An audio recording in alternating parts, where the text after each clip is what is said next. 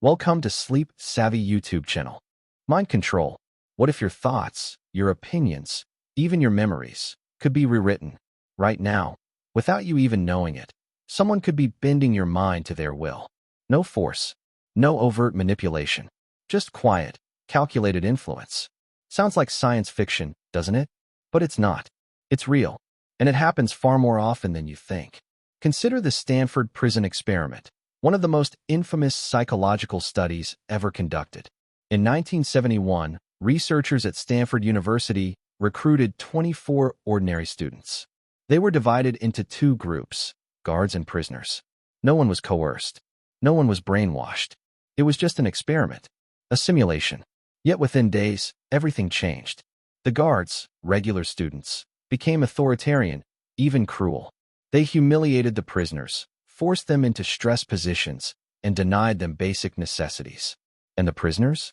They broke down emotionally and mentally, accepting the abuse as if it were real. No one told the guards to be violent. No one told the prisoners to surrender. So what happened? Psychological erosion.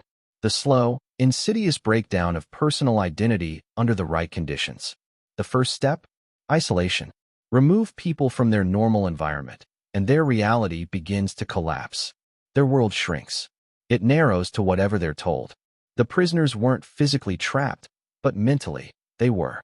And this phenomenon isn't limited to experiments or cults. It happens in governments, corporations, even toxic relationships.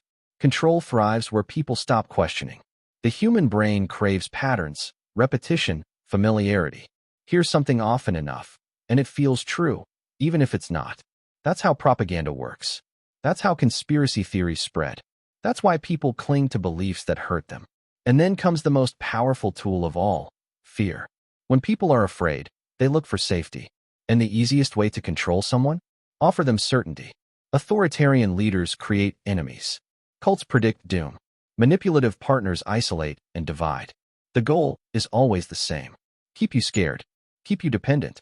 Keep you from thinking too much. Because once fear takes hold, your mind narrows.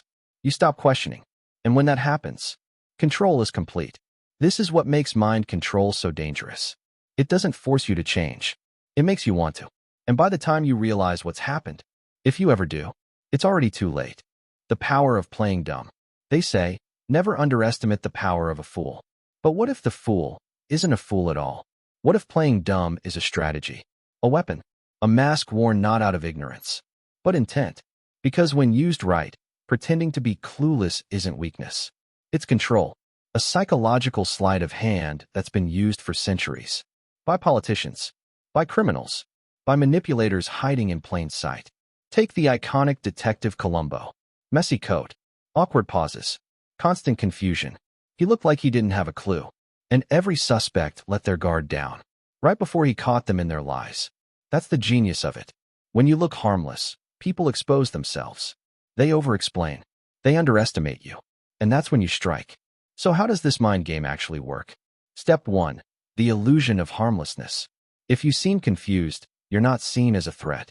People feel superior, so they take charge, take control, and reveal more than they should. This tactic thrives in negotiations, interrogations, even casual conversations. By pretending not to understand, you make others feel like they're the smart ones. They fill in gaps. They do the work. They show their hand. Then there's selective incompetence, pretending you can't do something. So others will step in and do it for you. Employees use it. Partners use it. It's not laziness, it's leverage. A quiet, passive way to push responsibility onto someone else. Even more subtle is the dodge. The "oh, I didn't understand" defense. When someone's caught in a lie or contradiction, they feign confusion. I didn't know that's what you meant. I must have misunderstood. Now you're the one explaining. You're the one justifying. And slowly, they twist the conversation so that you start to feel like the unreasonable one. But the darkest side of this trick? Exhaustion. Imagine arguing with someone who just won't get it. No matter how clearly you explain. They frown, nod, ask questions they've already asked. Not because they don't understand, because they don't want to. And eventually, you give up, frustrated, drained, and maybe even doubting yourself. That's psychological warfare, in its simplest, most effective form. In politics, it's a shield. Leaders claim, I wasn't informed, or I don't recall. They buy time, shift blame, turn obvious truths into murky uncertainties, while others scramble to find proof. The manipulator walks free, untouched. At its core, the power of playing dumb is about dominance without confrontation. It disarms, deceives, and manipulates, all under the illusion of innocence. Because sometimes, the person pretending to be lost is the one leading you exactly where they want you to go. Power of touch. A light brush of fingertips on your arm. So small, so subtle, it barely registers. But what if I told you that moment could control your thoughts, shape your decisions, and alter how you see the world? This is the power of touch, a psychological weapon so subtle, most never realize it's being used against them. And yet, it works, almost every time. Let's begin with something simple and unsettling. In a classic experiment, restaurant servers were instructed to lightly touch customers on the shoulder or arm while handing them their change. The result? Tips increased by up to 40%. Another study placed job applicants in interviews. Before it began, each candidate received either a firm handshake or none at all. Those who were touched, briefly, confidently, were consistently rated as more competent, more likable, and more hireable. Their actual performance didn't matter. Why? Because touch is ancient, older than language, older than speech. It's how humans bonded, how we showed comfort or control.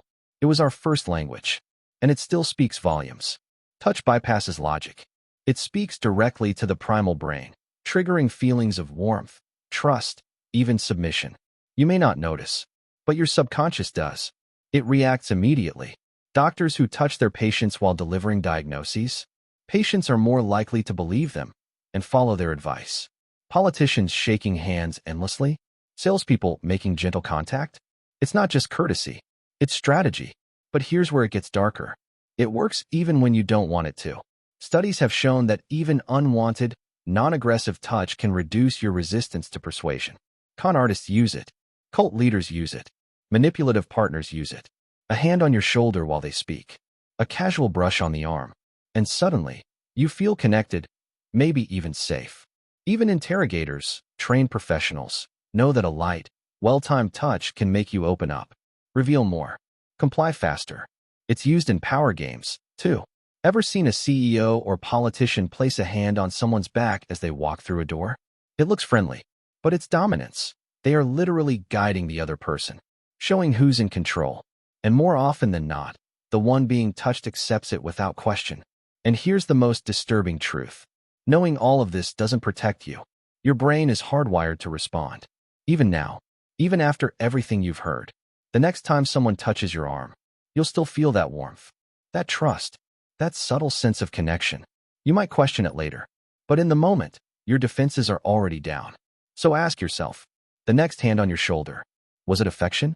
Or a calculated move to make you just a little more obedient? The foot in the mouth effect. They seem friendly. They smile, ask how you're doing, maybe crack a joke. It feels harmless, pleasant even. But what if I told you that simple warmth, small talk, or a casual "how are you" could make you more vulnerable to manipulation? Welcome to one of the subtlest psychological tricks in the book, the foot in the mouth effect. It works by exploiting a deeply human trait, our need to be seen as kind, agreeable, and emotionally consistent. And once someone knows how to use it against you, they can shape your decisions without you even realizing it. One of the most striking examples comes from a study by social psychologists Howard and Gingler. They discovered that when people were first asked a simple question like, "How are you feeling today?" they became significantly more likely to comply with a later request, even if that request had nothing to do with the initial conversation. Why? Because the moment we verbalize something about ourselves, especially something positive, we subconsciously want to stay consistent with that image. If you just said you're doing great, saying no to a favor right after makes you feel like a contradiction. It's not logic. It's psychological pressure. Salespeople know this. Interrogators know this. So do politicians and manipulators of all kinds. A skilled salesperson won't pitch right away. They'll chat first. Ask how your day's going. Compliment your taste. And once you respond with something like, "I'm doing well, thanks," you've just stepped into the trap. You've projected a friendly, open version of yourself. And now you feel the need to follow through. So when they ask, would you just take a quick look at this? You say yes, because saying no feels rude, even if you meant to. In high-stakes settings, like interrogations, the effect turns sinister. Agents begin with harmless questions. They build rapport, get you comfortable, and once you start cooperating, your brain wants to keep cooperating, even if it means confessing to something you shouldn't. It's a psychological doorway. Once you step through, turning back feels like breaking your own reflection. But why does this work so well? Because humans are wired for consistency. Once we say something aloud, especially in front of others, we feel compelled to follow through. Social norms reinforce it. We hate seeming rude, dishonest, contradictory. If you say, I love helping people, and someone immediately asks for help, saying no suddenly feels wrong, even if helping them was never part of your plan. And this tactic doesn't just work on individuals. It works on entire populations. Political campaigns and propaganda often begin with soft, agreeable statements. We all want a better future. Of course we do. And once we say yes to that, we're primed to support more specific policies that ride on that sentiment, even if we never agreed with those policies in the first place. It starts small, then it escalates. So how do you protect yourself? Start by noticing it. If a conversation begins with overly friendly or seemingly innocent questions, and then pivots to a request, pause. Ask yourself, am I agreeing because I wanna, or because I feel I have to? You don't owe anyone compliance just because you made polite small talk. Kindness isn't a contract, and your words should never be used against you. In the end, the foot-in-the-mouth effect isn't just about persuasion. It's about turning your own voice into a cage. The moment you speak, you feel bound to act accordingly, even when it's against your best interest. And once someone understands that, they don't have to control you. They just have to let you do it to yourself. The endowment effect. The endowment effect is one of the most subtle and powerful psychological biases. It plays on something deeply personal, our instinctive attachment to what we perceive as ours. Once we possess something, even briefly, we begin to overvalue it. It becomes more than just an object. It becomes a part of us. This quirk in human behavior can quietly shape our decisions, emotions, and financial choices, often without us even realizing it. Picture this. You walk into a store and a salesperson hands you a sleek, high-end pen, encouraging you to try it out.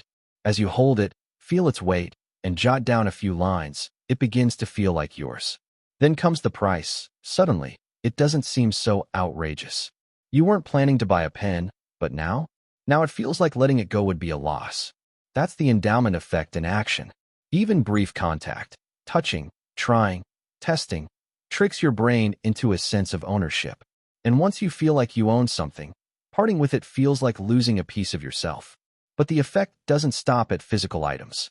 It's everywhere, in marketing, sales, negotiations, even in your beliefs. Free trials, test drives, limited-time demos. They all exist to make you feel like something is already yours. You haven't paid a cent, but your mind is already invested. The real danger lies in how this effect applies to ideas and opinions. People become irrationally attached to beliefs simply because they've held them for a long time. Trying to change someone's mind, even with clear evidence, can feel like asking them to give up a piece of their identity.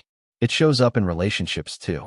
People remain in toxic friendships or unhealthy romances because they've poured time and energy into them. The idea of walking away feels like throwing it all away. But that's the illusion.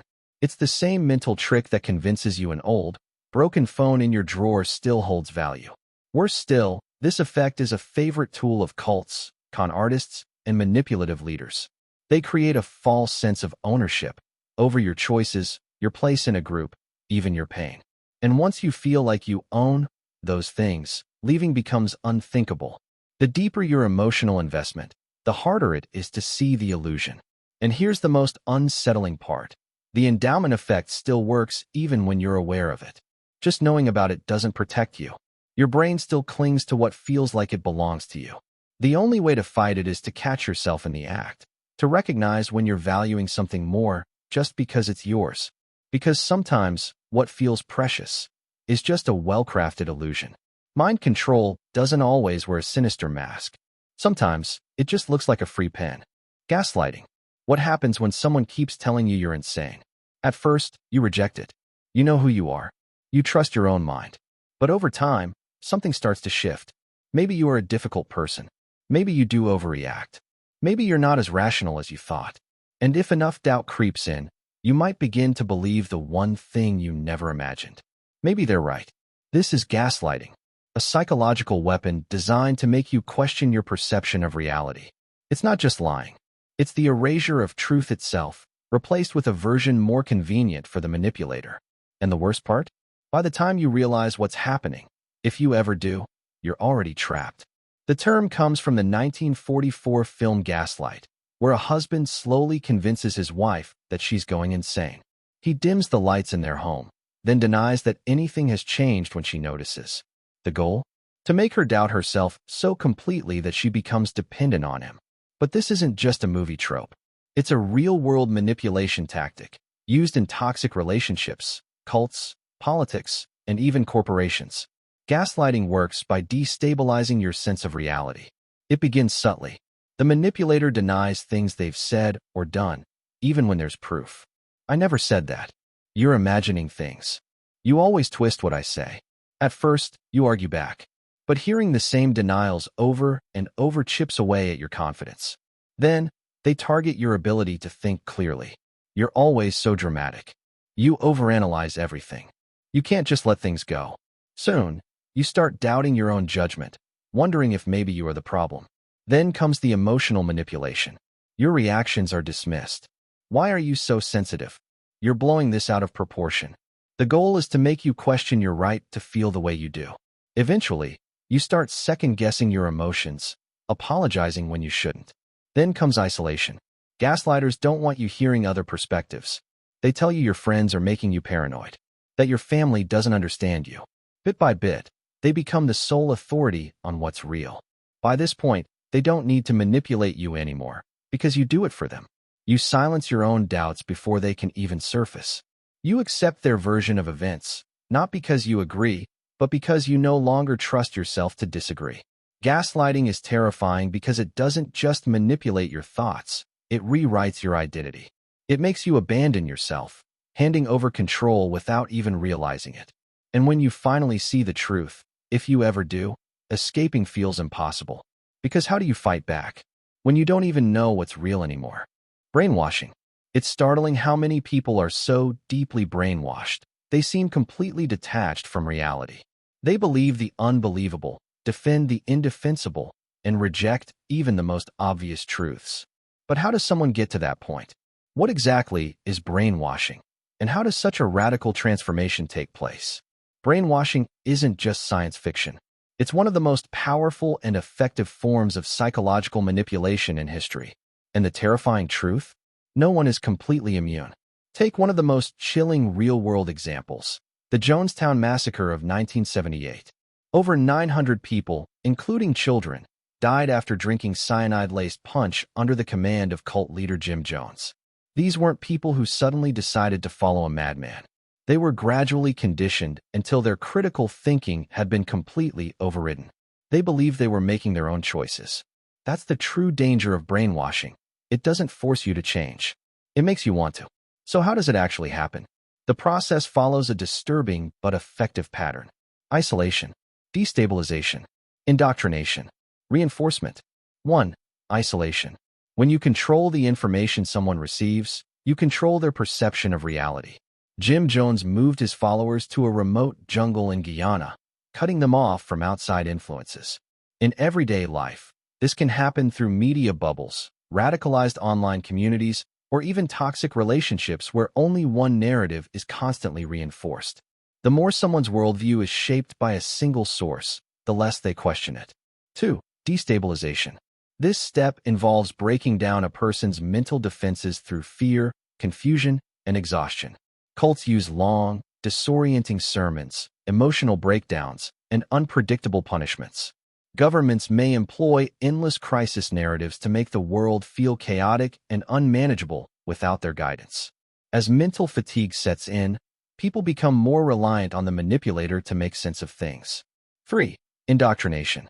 Now, new beliefs are implanted using cycles of reward and punishment. Conformity is praised, doubt is punished. In cults, questioning the leader could mean exile. In real life, challenging dominant ideologies can lead to social rejection or cancellation. Over time, this conditioning reshapes the mind. What once felt foreign starts to feel natural. 4. Reinforcement. Once the new belief system is in place, it's constantly reinforced through rituals, groupthink, and identity-based loyalty. People no longer question because their beliefs are now tied to their very sense of self. They don't feel brainwashed, they feel enlightened. And that's the most terrifying part. Brainwashing doesn't seem like brainwashing when it's happening to you. It feels like discovering the truth. This is why people stay in abusive groups, fall for mass manipulation, and follow extreme ideologies without ever questioning them. So how do you protect yourself? 1. Awareness. Brainwashing thrives when critical thinking is seen as dangerous or unnecessary. If you're discouraged from questioning something, that's a red flag. 2. Diverse perspectives. If you're only hearing one side of the story, you're not informed. You're being controlled. Seek out multiple sources, even ones you disagree with. 3. Watch for emotional manipulation. Fear, guilt, outrage. These are the tools of control. Whenever your emotions are being stirred to shape your beliefs, stop and ask, who benefits from me thinking this way? Because once your mind is rewritten, you may not even realize it happened. And it often starts innocently, with something that feels like love bombing. At first, it feels like a dream. Then slowly, it becomes your new reality. Cultivating dependence. There's a reason cult leaders, abusive partners, and authoritarian regimes rarely use physical chains. They don't have to. The most effective form of control doesn't come from confinement. It comes from convincing someone they can't survive without you. This is the dark art of engineered dependence, a psychological strategy designed to make people surrender their autonomy willingly. It works because it taps into something deeply human, our need for connection. It begins subtly, by removing choices, not through force, but through manipulation. A partner might say, your friends don't really care about you. A group might warn, your family is toxic. You need to cut them out. A leader might whisper, only we know the truth. The outside world is dangerous. At first, it sounds like concern. Then, it becomes a rule. Eventually, it solidifies into a belief. And one day, you look around and realize, there's no one left but them. Once isolation is complete, dependence sets in. The manipulator becomes the sole source of validation, approval, safety, even basic needs. They create problems only they can solve. They withhold affection until obedience is assured. In extreme cases, they control finances, choices, even freedom of movement. The victim stops making decisions for themselves, not because they don't want to, but because they've been trained to believe they can't. And here's the cruelest part. It feels like their own choice. There are no bars on the windows, no chains around their wrists. But they stay, because their world has been reshaped so completely that leaving feels like stepping off a cliff. This method isn't new. It's been used throughout history. Cults isolate members from loved ones, making the leader their only trusted source of truth. Abusive partners destroy self-esteem until their victims believe they're nothing without them. Totalitarian regimes control information to make citizens feel helpless without the very system that oppresses them. Once a person is broken down like this, you don't need to force them to stay. They will choose to. Even when escape is possible, even when the door is wide open, they hesitate. Because when your identity has been rewritten around someone else's control, freedom doesn't feel like liberation. It feels like a threat. Silent weapon of control. No yelling. No arguing. No direct orders. Just quiet, calculated emotional manipulation. Guilt tripping and shame inducement are among the most powerful psychological tactics, ones that can control people without them even realizing it. The terrifying part? The victim often believes they're acting out of free will. In reality, they're being emotionally puppeteered, each action pulled by invisible strings of guilt. Think about it. How many times have you done something not because you wanted to, but because you felt bad not doing it? Maybe you agreed to a favor when you were drained. Maybe you apologized for something that wasn't your fault.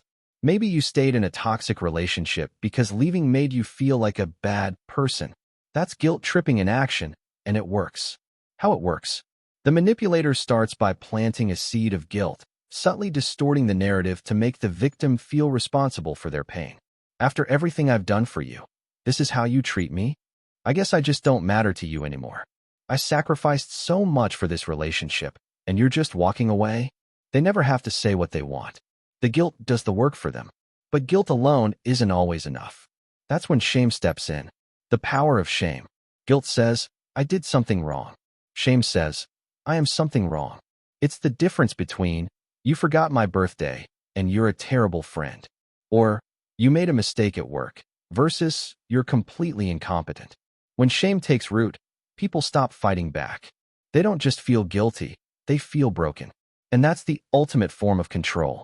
From cult leaders to abusive partners to toxic bosses, manipulators use shame to break people down and rebuild them as dependent, approval-seeking versions of themselves. Convince someone they're inherently flawed, that they'll never be good enough, and they'll spend their life trying to earn back a sense of worth that was never taken from them in the first place. The worst part? We learn to guilt trip ourselves. Over time, these manipulative voices become part of our inner monologue. I shouldn't say no. I should be a better person. I don't deserve to be happy. When you start shaming yourself, the manipulation is complete. You no longer need anyone else to control you. You're doing it for them. Breaking the spell. So how do you escape? Start by recognizing the pattern. Ask yourself, am I doing this because I truly want to? Or because I'm afraid of being seen as selfish, ungrateful, or a disappointment? Am I carrying blame that isn't mine? Am I chasing approval I'll never actually receive? Question the guilt. Challenge the shame. When you do, their power begins to crumble. Because here's the truth. No one else gets to define your worth. And the moment you stop playing by their rules, the spell breaks. Stockholm Syndrome. In every hostage situation, there's a critical moment when the victim should fight, resist, escape. Fear should fuel hatred, and hatred should fuel action. But sometimes, something deeply unsettling happens instead. The victim starts to trust their captor, even defend them. Sometimes, they even fall in love with them. It sounds impossible, but it's not. This psychological phenomenon has a name: Stockholm Syndrome. The term comes from a 1973 bank robbery in Stockholm, Sweden. Four hostages were locked inside a vault for 6 days, terrified, powerless, and completely at the mercy of their captors. When the police finally intervened and freed them, something bizarre happened. The hostages didn't thank the rescuers. They defended their captors. One even raised money for their legal defense. The world was stunned. How could victims stand by the very people who threatened their lives? But this wasn't a one-time event. It's been seen in kidnappings, cults, abusive relationships, even prisoner of war camps. And the reason behind it is as chilling as it is tragic. Stockholm Syndrome isn't about weakness. It's about survival. When a person is completely powerless, the brain stops trying to fight and starts trying to adapt. The captor controls everything: food, movement, even whether the victim lives or dies. And in that terrifying imbalance, the mind begins to rewire itself. Fear transforms into attachment. It starts small. A kidnapper lets the hostage eat. An abuser apologizes after an outburst. A cult leader offers protection from an imaginary enemy. These gestures create a warped sense of safety. The captor becomes not just the source of fear, but also the only source of comfort. And when fear and comfort come from the same person, the brain clings to the comfort. Then comes isolation. Cut off from the outside world, the victim starts to depend solely on their captor's words. Their sense of reality bends. Their sense of self begins to erode. They stop resisting. They start rationalizing. This is why victims often defend their abusers. Why hostages refuse to flee, even when the door is open. It's not about logic. It's about survival. Finally, dependency cements the bond. When safety depends on keeping the captor happy, the victim stops resisting entirely. They begin to cooperate, to serve, to feel loyalty, gratitude, even love. That's what makes Stockholm Syndrome so terrifying. It reveals how fragile human perception really is. How easily the mind can betray itself just to stay alive. It can twist reality until oppressors look like protectors, and victims defend their own suffering. And the most chilling part? Most people don't even realize it's happening. Not until it's far too late. Learn helplessness. Patty Hearst was a wealthy heiress kidnapped by a militant group called the Symbionese Liberation Army. At first, she resisted. She was beaten, locked in a dark closet, and kept in isolation for weeks. Then something terrifying happened. Months later, Patty was seen on security footage, holding a gun and robbing a bank alongside her captors. The world was stunned. How does someone go from being a victim to willingly committing crimes with the very people who abused them? This wasn't just a hostage situation. It was a textbook case of psychological collapse. It begins with breaking a person down. When someone is trapped in a situation where they face repeated punishment, failure, or isolation, the brain starts to adapt, but not in a healthy way. They stop seeing escape as an option, even when it's right in front of them. They don't run, not because they can't, but because they've learned not to. This phenomenon isn't just theoretical. Psychologists first observed it in a chilling experiment with dogs. The animals were placed in cages with electrified floors. At first, they tried to escape, but after being shocked repeatedly with no way out, they eventually gave up. And here's the disturbing part. Even when the cage door was finally opened, the dogs still didn't leave. They had learned helplessness. This same psychological trap is what keeps victims of abuse and manipulation from escaping, even when a way out exists. It often begins with unpredictable cycles of reward and punishment. One day the captor is kind. The next, they're cruel. The victim never knows what's coming, and their brain shifts into survival mode, too mentally exhausted to fight back. Then comes self-doubt. The manipulator chips away at the victim's confidence, telling them they're weak, foolish, incapable. Slowly, they start to believe it. Next is isolation. Friends, family, and outside voices are cut off. With no one to remind them of who they were before, the victim's world shrinks. Their thoughts become shaped and eventually controlled by their captor. Finally, dependence is established. The victim begins to rely on their abuser for food, shelter, even basic human connection. By this point, they don't just tolerate their captivity, they may defend it. Just like Patty Hearst did. They don't merely stay. They become active participants in their own entrapment. This is why people remain in abusive relationships. Why prisoners of war form emotional bonds with their captors. Why high-control groups keep members submissive. It's not stupidity. It's not weakness. It's survival. When the brain is trained to believe escape is impossible, it stops trying. And that's what makes learned helplessness so terrifying. The most dangerous thing a manipulator steals isn't someone's freedom. It's their belief that freedom was ever possible in the first place. Stockholm Syndrome isn't a mystery. It's a coping mechanism. Memory manipulation. Imagine discovering that some of your most vivid memories, the ones you swear happened exactly as you recall, might be completely false. That someone could plant a memory in your mind, and you'd believe it as confidently as your real experiences. It sounds like science fiction, but in reality, memory is one of the most fragile, easily manipulated aspects of the human mind. And that makes it a perfect tool for control. Take the infamous Lost in the Mall experiment by psychologist Elizabeth Loftus. Participants were told stories about their childhood, some true, some entirely fabricated. One of the fake stories was simple. As a child, they had once been lost in a shopping mall. At first, the subjects had no recollection of this event. But after repeated questioning and subtle suggestions, many began to remember it. Who found them? What the mall looked like? How they felt. They swore it had happened, even though it never did. Their minds had filled in the blanks, constructing a completely false memory. This wasn't just misremembering. This was memory being rewritten. Our brains don't store memories like a camera captures images. Instead, every time we recall an event, we reconstruct it, piecing together fragments, filling in gaps, and, without realizing it, altering the details.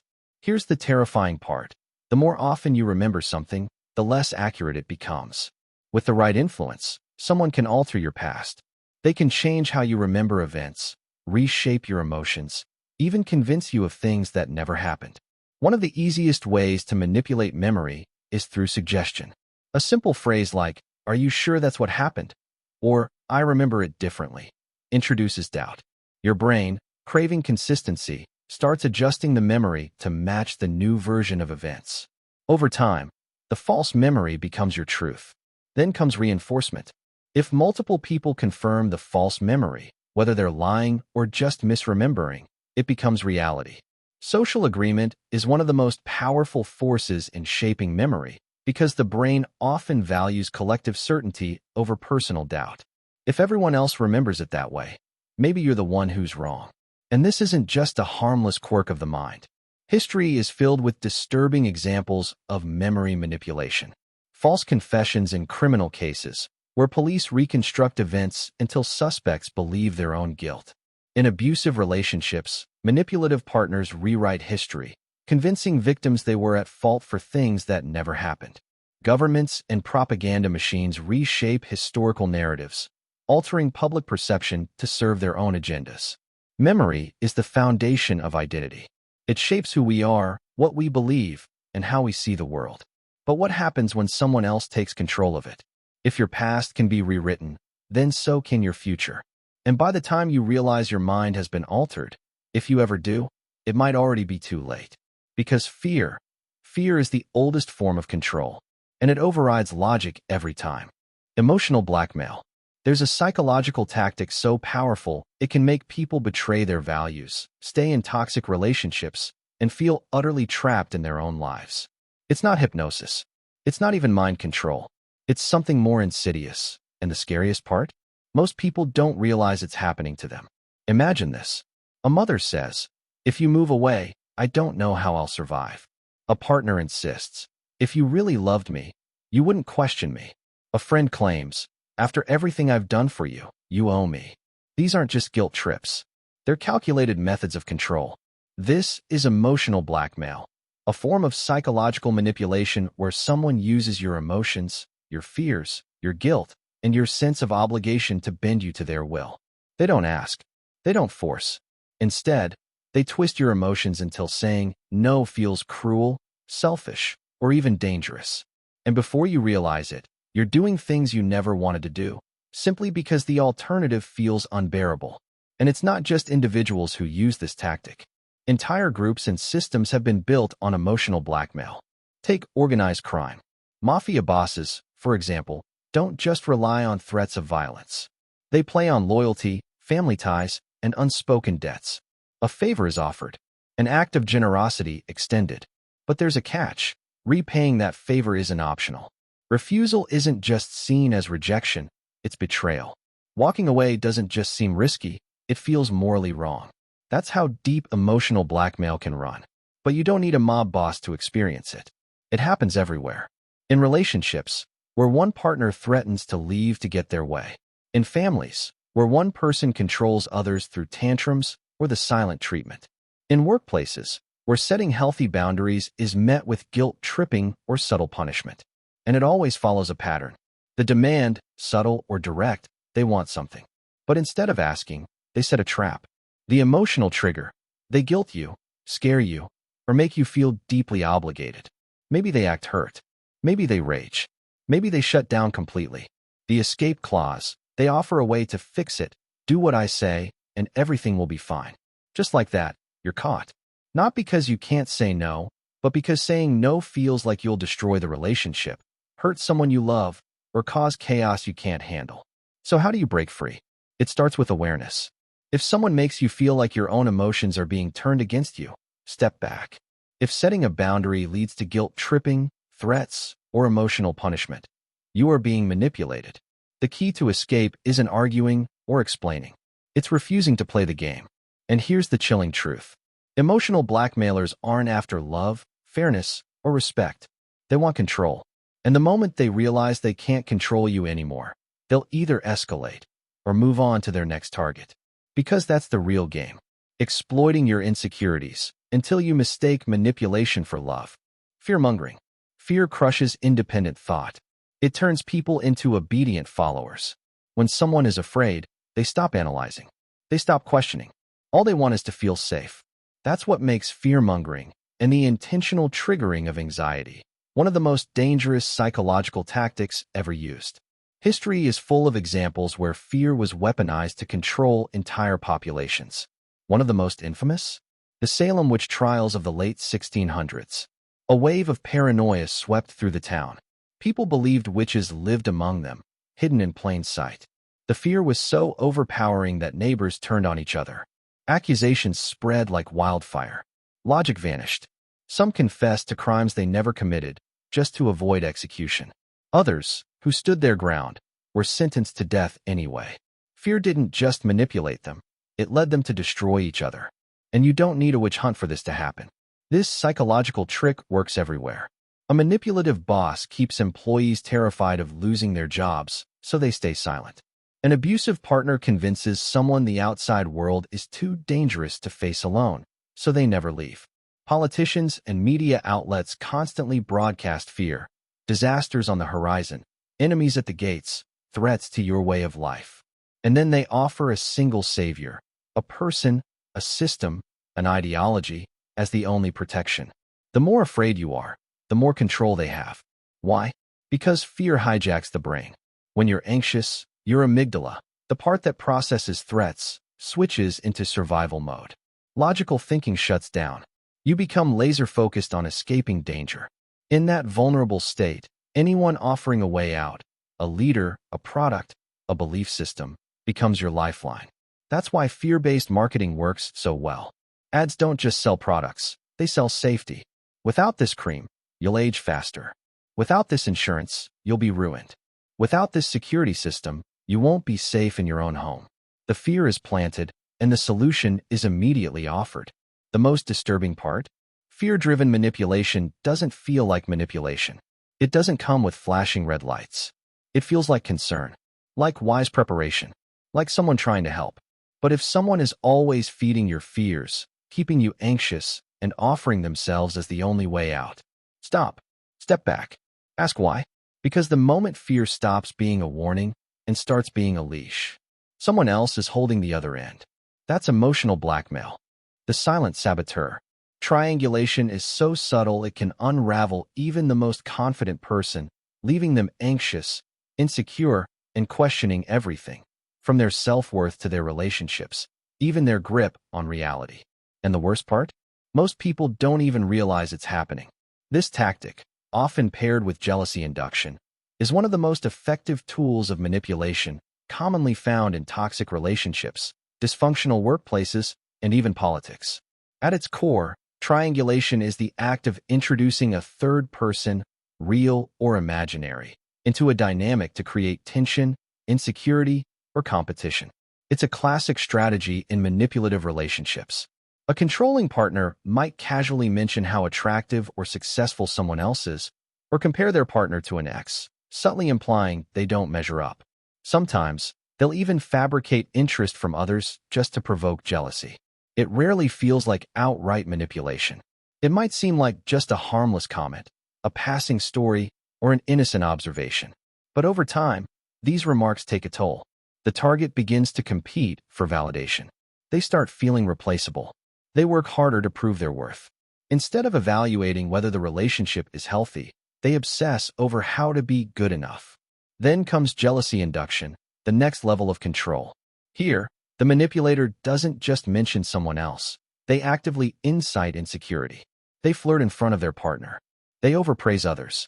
They make sure the victim sees the attention they supposedly receive. Every calculated move deepens the victim's desperation for reassurance. And the more unstable they feel, the easier they are to control. But this isn't limited to romantic dynamics. In workplaces, a toxic boss might pit employees against one another, constantly favoring one to keep everyone else off balance.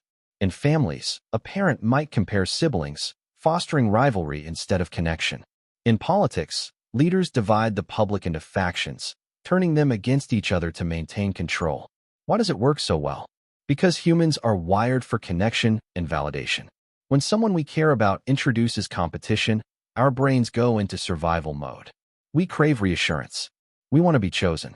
That craving makes us vulnerable, willing to bend, change, or sacrifice just to win back approval. The true danger of triangulation lies in how it warps the way we think.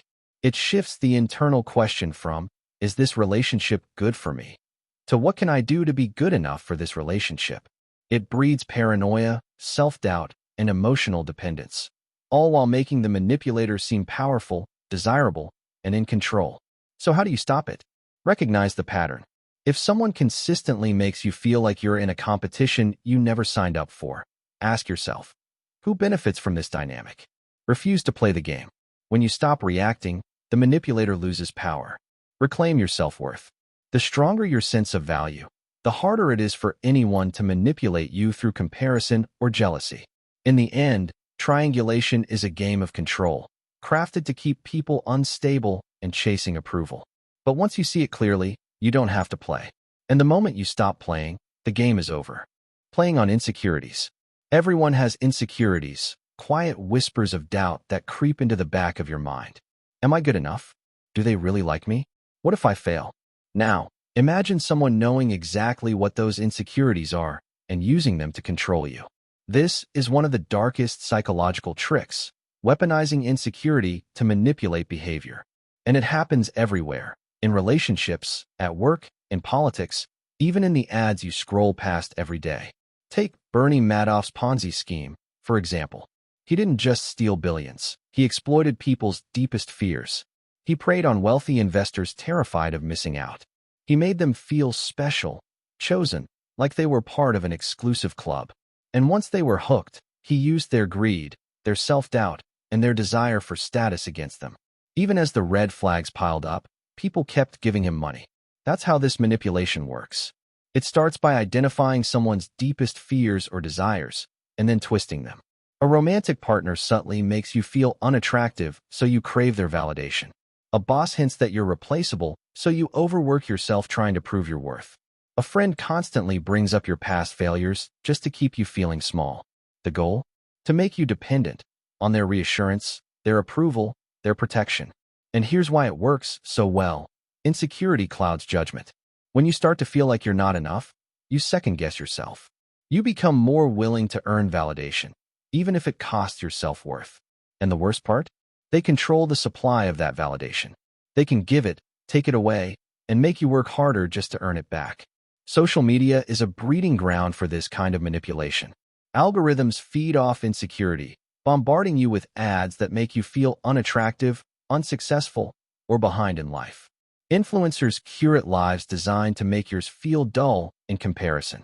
Companies invent problems you didn't even know you had, just so they can sell you the solution. But it's not just corporations. It happens in families, friendships, and romantic relationships. A toxic parent reminding their child they'd be nothing without them. A jealous friend downplaying your achievements so you never feel too confident. A partner slowly eroding your self-esteem until you feel lucky just to have them. Over time, these tactics wear people down. They don't just shake your confidence, they strip it away. And once that happens, you're easier to control. So how do you fight back? First, recognize the pattern. If someone's words or actions consistently make you feel small, unsure, or like you have something to prove, stop and ask yourself, are they trying to help me grow? Or are they making me dependent on their validation? Second, rebuild your confidence outside of their influence. The less power someone has over your self-worth, the harder it is for them to manipulate you. And finally, remember this. No one who truly cares about you will ever use your insecurities against you.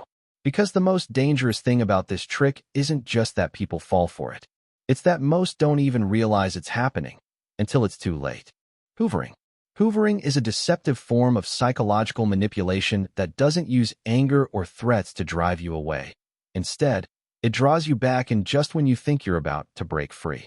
It's called hoovering because, like a vacuum cleaner, it sucks you back into a toxic cycle just when you start to gain some distance.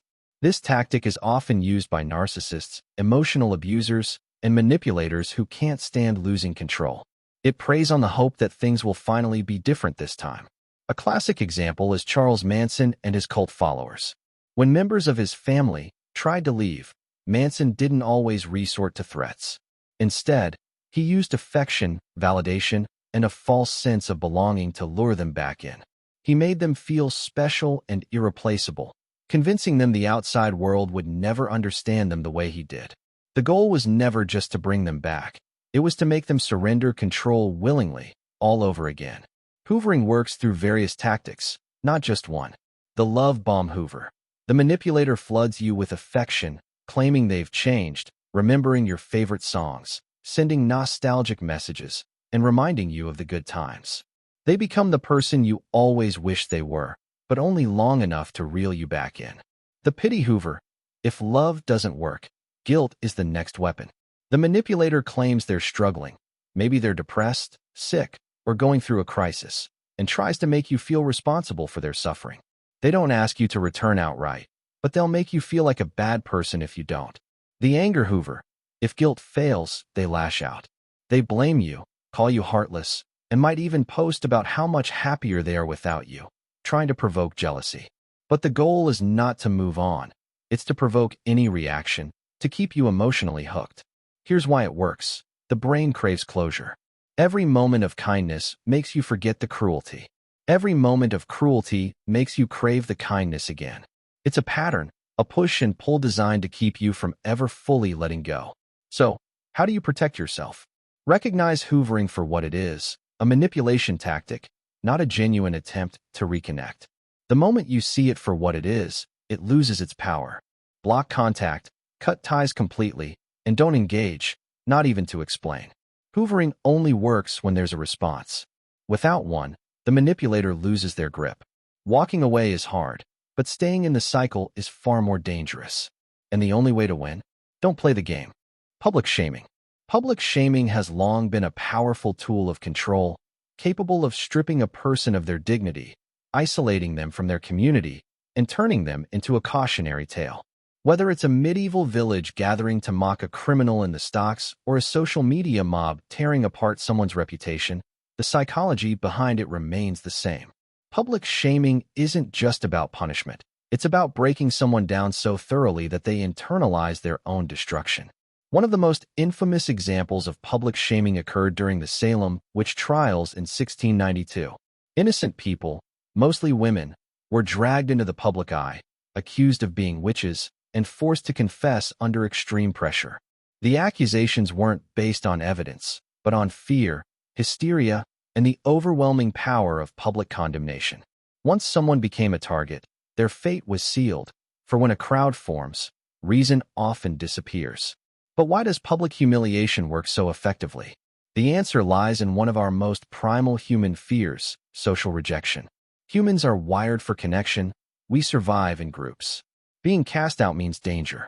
In ancient times, exile from a tribe could be a death sentence. While today's world doesn't physically exile people, public humiliation triggers the same biological terror, the fear of being completely alone, despised, and powerless. And this isn't limited to large-scale events. It happens everywhere. In workplaces where a boss ridicules an employee in front of others, in classrooms where a student is shamed for making a mistake, or in relationships where one partner humiliates the other in front of friends. It's a power move designed to make the victim feel small, weak, and dependent on the person or group that shamed them. Here's where the psychological trap deepens. After humiliation, many victims seek approval from their abuser. Instead of fighting back, they try to regain acceptance, which makes them even more vulnerable to manipulation. Social media has taken public shaming to a new level. A single mistake, a poorly worded tweet, a misunderstood joke, can result in thousands of strangers becoming judges, juries, and executioners within hours. The larger the crowd, the less individual responsibility anyone feels, turning it into a feeding frenzy of outrage. Once someone is branded as bad, the internet rarely forgives. But public shaming isn't just about punishing individuals. It's about controlling everyone else. When someone is humiliated in front of others, it sends a warning. Step out of line, and this could happen to you. It enforces social norms, not necessarily because they are right, but because the fear of humiliation is stronger than the will to resist. So, how do you protect yourself from public shaming? The first step is to recognize its purpose. It is designed to control you through fear. Once you understand this, the power of shame begins to weaken. Refusing to engage with it, standing your ground, and rejecting the guilt trap are the most powerful ways to break free. The true trick of public humiliation is that it relies on one thing: your belief that you deserve it. The moment you stop believing that, the spell is broken. Exploiting mirror neurons. When a room bursts into laughter and you find yourself laughing too, it's not just social pressure at play. Your brain is mirroring. This instinct is rooted in mirror neurons, specialized brain cells that fire not only when you take action, but also when you observe someone else doing the same. They're the reason you flinch when someone gets hurt or smile when someone smiles at you. Mirror neurons form the foundation of empathy, bonding, and social influence. But like any powerful mechanism, they can be manipulated, often without your awareness. One of the most chilling examples is the rise of Adolf Hitler. He wasn't just delivering speeches. He was mirroring the emotions of his audience, projecting their fears, frustrations, and hopes right back at them. His speeches became emotional echo chambers. He didn't rely on logic to persuade. He made people feel. And once emotion takes control, critical thinking often shuts down. But mirroring doesn't require stadiums full of people. It's used every day by salespeople, politicians, cult leaders, and con artists. A skilled manipulator will subtly mimic your tone, gestures, and posture. Your brain interprets that similarity as familiarity. This person is like me. I can trust them. That's how a stranger can quickly earn your trust or get you to open up. They're not just listening. They're reflecting you back to yourself. This technique goes even deeper. Mirroring can create feelings of attraction and loyalty. Research shows that when someone subtly mimics your body language, you're more likely to like them, trust them, and even agree with them, sometimes after just one interaction. This is often how toxic relationships begin. An abuser may initially mirror their partner's personality, interests, and values, crafting the illusion of a perfect connection. Once emotional attachment forms, the manipulation shifts. The mirroring stops. Control begins. But by then, the victim is too invested to leave easily. And it doesn't stop with people. Systems exploit this, too. Social media platforms are like digital mirror neurons. Ever notice how your feed constantly aligns with your beliefs and preferences? That's by design. Algorithms reflect your views back to you, reinforcing biases and filtering out opposing perspectives. Over time, this creates echo chambers, polarization, and a distorted sense of reality. So how can you protect yourself? Recognize when you're being mirrored. If someone's body language or emotions seem to match yours too perfectly, pause. Ask yourself why. Disrupt the pattern. Change your posture. Switch topics. Throw in something unexpected. A genuine person will adjust naturally. A manipulator may falter. They depend on predictability. Mirror neurons are essential to human connection. They help us understand, learn, and relate. But in the wrong hands, they can be turned into tools of manipulation, flipping your own instincts against you. And the scariest part? When it's done well, you won't even notice it's happening. Cognitive dissonance. It's more than just stubbornness. It's a psychological trap, a mental battlefield where people defend something, even when it's wrong, even when it's hurting them, even when reality is screaming at them to stop. This is cognitive dissonance amplification, one of the most dangerous manipulation tactics. It doesn't just blind people to the truth. It makes them fight to protect the very thing causing them pain. Cognitive dissonance occurs when someone holds two conflicting beliefs at the same time. That contradiction creates intense psychological discomfort, a tension the brain is hardwired to resolve. Picture this. You've been loyal to a leader, a relationship, or an ideology. Then undeniable proof hits. It's corrupt, harmful, or simply false. The logical response: walk away. The real response: most people don't. Instead, they double down. They twist reality to fit what they want to believe. Because admitting the truth means admitting they were wrong, that they wasted time, energy, maybe even built their identity around a lie. That's a pain many minds just can't bear. Take one of the most extreme examples, Heaven's Gate. This cult believed they'd ascend to an alien afterlife if they followed their leader, Marshall Applewhite. When the spaceship never came, did they question their beliefs? No. Their faith grew stronger. They reframed the failure as a test. The more they sacrificed, the harder it became to walk away. To leave would mean admitting everything. Their lives, their faith, was a lie. So they didn't. In 1997, their delusion ended in mass suicide. But this isn't just about cults. It happens everywhere. The tactic? Escalation. It starts small. A manipulator nudges you to accept a tiny contradiction, a minor wrong. Just enough to make you uncomfortable, but not enough to make you leave. A toxic boss asks you to cover for one unethical act. You justify it. I need this job. Then the requests grow. You bend your morals further. And before you know it, you're stuck defending a system you would have once condemned. The same pattern unfolds in abusive relationships. At first, it's subtle, little manipulations, small reality twists that plant confusion. Soon, the victim starts rationalizing. They didn't mean it. I must have provoked it. Every excuse deepens the trap, because accepting the truth means facing the shame of staying. This isn't just individual. Entire societies fall for it. Political and ideological groups use it constantly. When people invest in a cause that turns out corrupt, they don't always abandon it. They defend it. They justify the contradictions. Why? Because being fooled is more painful than believing a lie. So how do you escape? First, recognize the fight inside your mind. Ask yourself, am I defending this because it's true, or because I don't want to be wrong? Second, create distance. Emotional attachment distorts judgment. Step back and look at the facts without the weight of your investment. Cognitive dissonance is part of being human, but in the hands of manipulators, it becomes a weapon. It can turn even the most rational person into a prisoner of their own thoughts. And the scariest part? The harder you fight to prove you're right, the deeper you fall into the trap. The only way out. Stop fighting. Start questioning. Exploiting empathy. Empathy is often seen as a strength, the foundation of trust, connection, and human kindness. But in the wrong hands, it becomes a weapon, twisted, exploited, and used to control. The most dangerous manipulators don't force their victims into submission. They make them feel like they're choosing it. Take Munchausen syndrome by proxy, a disturbing example of weaponized empathy. A caregiver fabricates or induces illness in someone under their care, often a child, convincing them they're sick. The victim suffers real pain, becomes entirely dependent, and never questions the person hurting them, because they believe they're being helped. Meanwhile, the abuser basks in sympathy, attention, and control, portrayed as a selfless caretaker. This is how manipulators trap people, by turning their compassion against them. The trick is simple. Create a problem that makes someone feel responsible. Then present yourself as the only solution. It starts subtly. You're the only one who understands me. If you leave, I don't know what I'll do. The goal? Make the target feel irreplaceable, while quietly eroding their autonomy.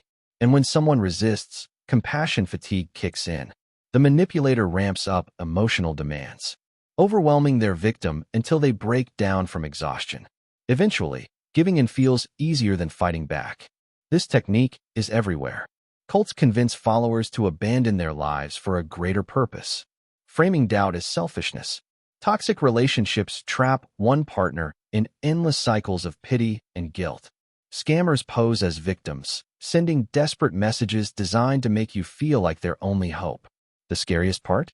The more empathetic someone is, the easier they are to manipulate. Because once compassion becomes obligation, you stop seeing the trap and start justifying the chains. The subtle power of obligation. Someone buys you lunch, and the next time you're together, you feel an unspoken urge to return the favor. A friend helps you move, and even if their next request is inconvenient, you hesitate before saying no. It's not forced. It's not demanded. But the weight of obligation hangs in the air. This instinct, the drive to repay kindness, is deeply human. It's what holds friendships together, builds trust, and keeps social exchanges fair. But when that instinct is used to manipulate rather than connect, it becomes something else entirely. In the 1970s, members of the Hare Krishna movement would hand out flowers to strangers in airports. No catch, no demand, just a simple gift. But moments later, they'd ask for a donation. And most people gave, not because they wanted to, but because they felt they should. A harmless flower became a psychological trap, reeling in millions of dollars from people who didn't want to seem ungrateful. This is the reciprocity principle in action. It doesn't command, it nudges. It makes refusal feel like betrayal. It starts small, a compliment, a favor, a helping hand. Then the sense of debt builds. And when the moment comes to repay it, saying no feels like breaking a silent contract. In close relationships, this dynamic can slip into subtle manipulation. A partner showers you with gifts and affection, then reminds you of it when they need something in return. A generous friend starts making you feel guilty for not matching their energy. The balance shifts. What once felt like kindness now feels like obligation, something you can't turn down. And it's not limited to personal relationships. Businesses offer free samples knowing it increases the chance you'll buy. Charities send small gifts before asking for money, making it harder to ignore the appeal. Scammers offer fake help just to set the hook for their request. It's all designed to create a sense of debt that's hard to shake. This lingering obligation can keep people in uncomfortable situations, agreeing to things they'd usually reject, or staying silent when they should speak up. But awareness is the antidote. Not every favor demands repayment. Not every act of kindness comes without expectation. If saying no makes you feel guilty, pause and ask yourself, was this truly a gift, or was it a transaction in disguise? Scapegoating. Scapegoating persists, not because people fail to learn from history, but because manipulation works. It's one of the oldest, most dangerous psychological tactics, the art of blaming a single person or group for problems they didn't cause. This strategy is so powerful it has ignited witch hunts, toppled governments, and ruined countless lives. A striking example, the Salem witch trials of the late 1600s. Gripped by paranoia, the Massachusetts Bay Colony faced strange illnesses, crop failures, and rising tensions. Desperate for answers, the community turned to a chillingly simple explanation: witchcraft. Dozens of people, mostly women, were accused with little or no evidence. Neighbors turned on neighbors. Executions followed. And yet, the real issues, the fear and instability bubbling beneath the surface, were never addressed. That's because scapegoating isn't about finding the truth. It's about controlling the narrative. Why is it so effective? Because people crave simple explanations for complex problems.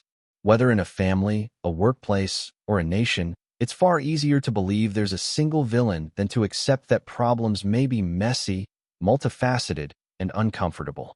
Blame offers relief. It creates the illusion of understanding, even when that understanding is completely false. And this tactic isn't just confined to history books. It happens every day. A cheating partner accuses their spouse of being paranoid. A corrupt politician blames the media for their downfall. A failing CEO points the finger at lazy employees. This is psychological sleight of hand, a redirection of attention so the real issues stay hidden. The more this trick is used, the harder it becomes to uncover the truth. The scapegoat becomes a distraction, while the actual causes remain untouched. And over time, people become so emotionally invested in their version of blame that they reject any evidence to the contrary.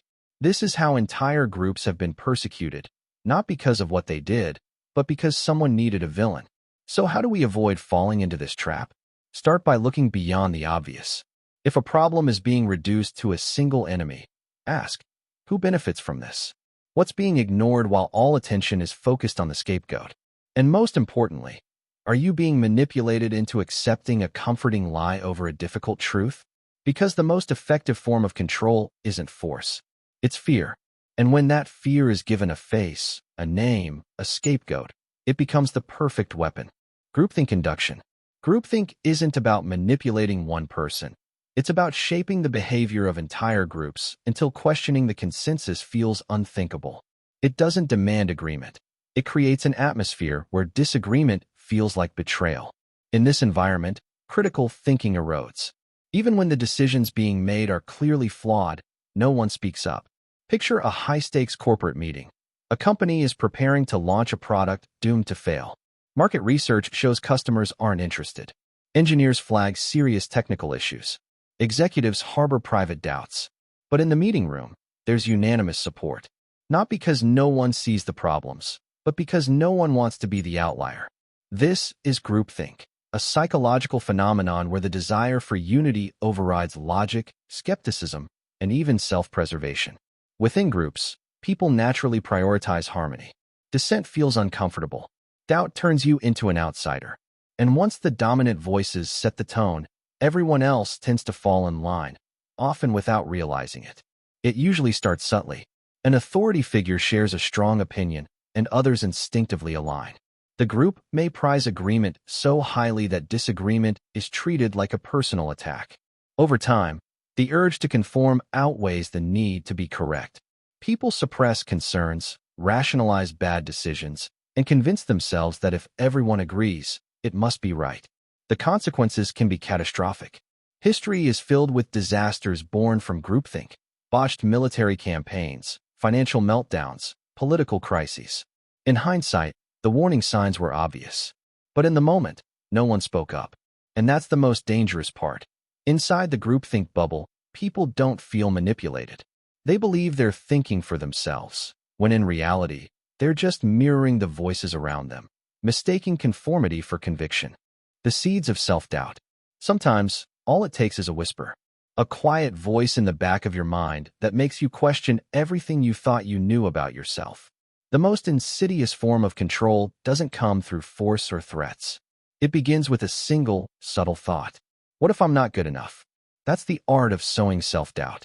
It's a psychological sleight of hand that can dismantle confidence, distort reality, and trap someone in an endless cycle of second-guessing. And the worst part? Once that seed is planted, most people end up watering it themselves. Take the infamous Milgram experiment. It's often remembered as a study in obedience to authority, but underneath the surface, something more disturbing was happening. Participants weren't just pressured to shock others. They were slowly led to doubt their own moral compass. At first, they resisted. But after being calmly told, "It's okay. Keep going. You have to do this," they began to waver. Hesitation turned into compliance. And with each step, their resistance crumbled. By the end, they weren't just following orders. They had convinced themselves that maybe their instincts were wrong. Maybe their doubts were overreactions. That's how self-doubt works. It doesn't strike like lightning. It seeps in, quietly, gradually, through calculated manipulation. It can start with a comment. "Are you sure that's the right choice? That doesn't sound like you. You always mess things up like this." Repeated enough, those words start to echo. The mind begins to spiral. And before long, people start searching for proof that those doubts might actually be true. Once that belief takes root, confidence collapses like a house of cards. Manipulators know this. They don't need to yell or force. They just need you to question yourself. Because once you do, you'll turn to them for guidance. You'll depend on their approval. You'll trust their judgment over your own. That's how toxic relationships thrive. It's how abusers trap their victims. It's how cult leaders hold absolute control. But the most terrifying part? Even if the manipulator is gone, the damage lingers. The voice they implanted doesn't leave with them. It stays. It whispers. "Maybe they were right about me." And that's why this tactic is so dangerous. It doesn't just break people. It makes them break themselves. Emotional contagion, the silent weapon of manipulation. Have you ever tensed up just from seeing someone's worried face? Or felt a burst of excitement because a friend was over the moon? That's not just empathy. It's a psychological phenomenon called emotional contagion. And in the wrong hands, it's one of the most dangerous tools of manipulation. Emotional contagion is the subconscious transfer of emotions from one person to another. Humans are hardwired to mirror the feelings of those around us. It's how we bond, empathize, and communicate. When someone near you is anxious, your brain unconsciously picks up on their body language, tone, and facial expressions. Before you even realize it, you start to feel anxious too. It's automatic. And that's what makes it so easy to exploit. Take a chilling example: mass hysteria. Think of the Salem witch trials. One person panics, another follows, and soon an entire community spirals into paranoia. No one stops to question what's real. They just ride the wave of emotion. The same mechanism fuels stock market crashes, riots, and cult dynamics. Panic spreads. Fear multiplies. Rationality disappears. Manipulators understand this deeply. They don't have to say, "Do this." Instead, they create a mood, an emotional atmosphere that makes people want to comply. A confident leader can make followers overlook glaring flaws. A narcissist faking vulnerability can guilt-trip someone into staying. A salesperson bubbling with enthusiasm can make you feel like you need that product, not because of logic, but because their excitement is contagious. Even fake emotions can trigger real responses. Studies show that when a manipulator fakes fear, anger, or excitement, those around them begin to feel those emotions too and act on them. Once you're emotionally entangled, your critical thinking takes a back seat. That's how political figures rile up crowds, how cult leaders maintain unshakable control, and why toxic relationships can feel impossible to escape. When someone controls the emotional climate, they control the people within it. So the next time you feel a sudden emotion rise up, one that seems to come out of nowhere, pause and ask yourself, is this mine, or was it planted? Because not every feeling you have is truly your own. And when you don't know the difference, the illusion of choice becomes just that, an illusion. Divide and conquer tactics. Two people, once inseparable, suddenly find themselves doubting everything about each other. Years of trust begin to crumble, not because of something they did, but because someone else wanted it that way. A rumor here, a half-truth there, small, calculated moves designed to drive a wedge between them. And once that wedge is deep enough, the person who planted it controls the game. This is divide and conquer, a manipulation strategy so effective it's been used for centuries to dismantle alliances, control groups, and consolidate power. It works by breaking unity, making sure people are too caught up in conflict to notice who's really pulling the strings. History is full of examples. The British Empire famously employed this tactic to dominate vast territories, turning local communities against one another so they'd be too busy fighting internally to resist colonial rule. Authoritarian regimes use the same approach, fueling divisions through political factions, social groups, or manufactured outrage, to keep the population from uniting against them. But divide and conquer isn't limited to grand historical narratives. It happens every day. A manipulative boss pits employees against each other, ensuring no one trusts their coworkers enough to stand up to mistreatment. A toxic partner stirs tension between their significant other and loved ones, isolating them until they only trust the manipulator. Narcissists thrive on this tactic, subtly spreading misinformation to prevent strong bonds from forming around them, because united people are harder to control. The key to the strategy is isolation. When trust erodes, people become dependent on the manipulator for validation, guidance, and approval, ironically turning to the very person who created the division in the first place. That's when control is complete. And the scariest part? It doesn't take outright lies. Just a slight distortion of the truth, a missing context, or a perfectly timed exaggeration. That's all it takes for allies to become enemies, while the puppet master remains untouchable. Authority bias. A chilling experiment once revealed something deeply unsettling about human nature. Psychologist Stanley Milgram set out to understand just how far people would go when following orders from an authority figure. Participants were told they were part of a study on learning and memory. Their role?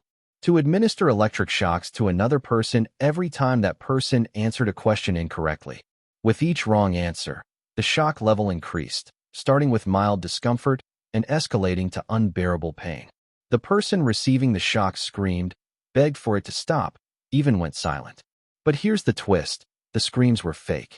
The learner was an actor. The shocks weren't real. Still, most participants kept pressing the button. They hesitated, looked distressed, but when a man in a white lab coat calmly instructed them to continue, they obeyed. 2/3 of them delivered what they believed were potentially fatal shocks, just because an authority figure told them to. This is authority bias, our unconscious tendency to trust and obey those we perceive as powerful, knowledgeable, or in charge.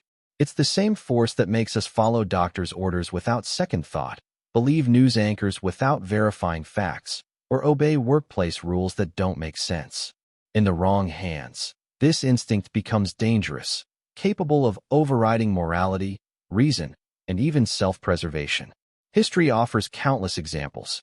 Corrupt governments have used blind obedience to justify atrocities.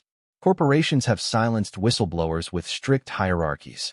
Cult leaders have demanded, and received, absolute loyalty, convincing followers to surrender their freedom, their wealth, even their lives. Authority bias works because the brain loves shortcuts. Rather than question every decision, we defer to those who seem to know better. A uniform, a title, a badge. These symbols create an illusion of infallibility. And the more confident the authority figure appears, the harder it is to challenge them. This is why scammers impersonate police officers. Why unethical doctors were once trusted without question. Why soldiers in war zones have carried out horrific orders. Because saying no didn't feel like an option. The effect intensifies when obedience is mixed with fear. When an authority figure doesn't just command but also threatens, subtly or overtly, resistance can feel dangerous. People comply even when they know it's wrong. And here's the most unsettling part. You don't need real authority to trigger this bias, just the illusion of it. A uniform, a confident tone, a fake badge. That's often all it takes to make someone obey without question. The most powerful manipulation doesn't force us into submission. It makes us willingly give up control. And when that happens, history has a way of repeating itself. Social proof exploitation. She was attacked just outside her apartment in New York. For nearly 30 minutes, she screamed for help. Dozens of people saw or heard the assault, but no one stepped in. No one even called the police. Everyone assumed someone else would. This chilling phenomenon is called social proof, a psychological bias so deeply wired into us that it affects almost every decision we make. It's the instinct to follow the crowd, to believe that if many people are doing or believing something, it must be the right thing to do. It's why people line up outside crowded restaurants. Why trends go viral overnight. Why misinformation often spreads faster than the truth. But when social proof is manipulated, it becomes a weapon. Advertisers use it all the time. They claim their product is loved by millions, a #1 bestseller, or the choice everyone's switching to. You might never have looked into it yourself, but the illusion of widespread approval is often enough to win your trust. Just a few fake reviews can tip someone into making a purchase. Scammers do the same. Ever seen a product with glowing, but suspiciously similar reviews? A cryptocurrency suddenly hyped up by bots? A flood of accounts pushing a false narrative? These tactics manufacture credibility. They make something seem popular, even when it's not. The same strategy is used by cults, Ponzi schemes, and propaganda machines. Convince people that everyone else is doing it, and most will follow. But the true danger of social proof goes far beyond marketing. It influences how we behave in groups. Studies show that the more people witness an emergency, the less likely any of them are to help. This is the bystander effect, the assumption that someone else will act. And in extreme situations, social proof can drive mob mentality. People who'd never commit violence on their own might feel justified doing it in a crowd. Morality becomes collective. If no one's stopping it, it must be okay, right? And here's the most unsettling part. It doesn't take much to trigger this effect. A few planted opinions, a handful of fake followers, a manufactured trend. Once enough people believe something, even skeptics begin to fall in line. Worst of all, most never realize they've been manipulated. They follow the crowd, convinced they made the choice themselves. Manipulators don't just tell lies, they become them. They craft entire identities tailored to gain trust, molding themselves into whatever version people are most likely to believe. It's not just deception, it's performance.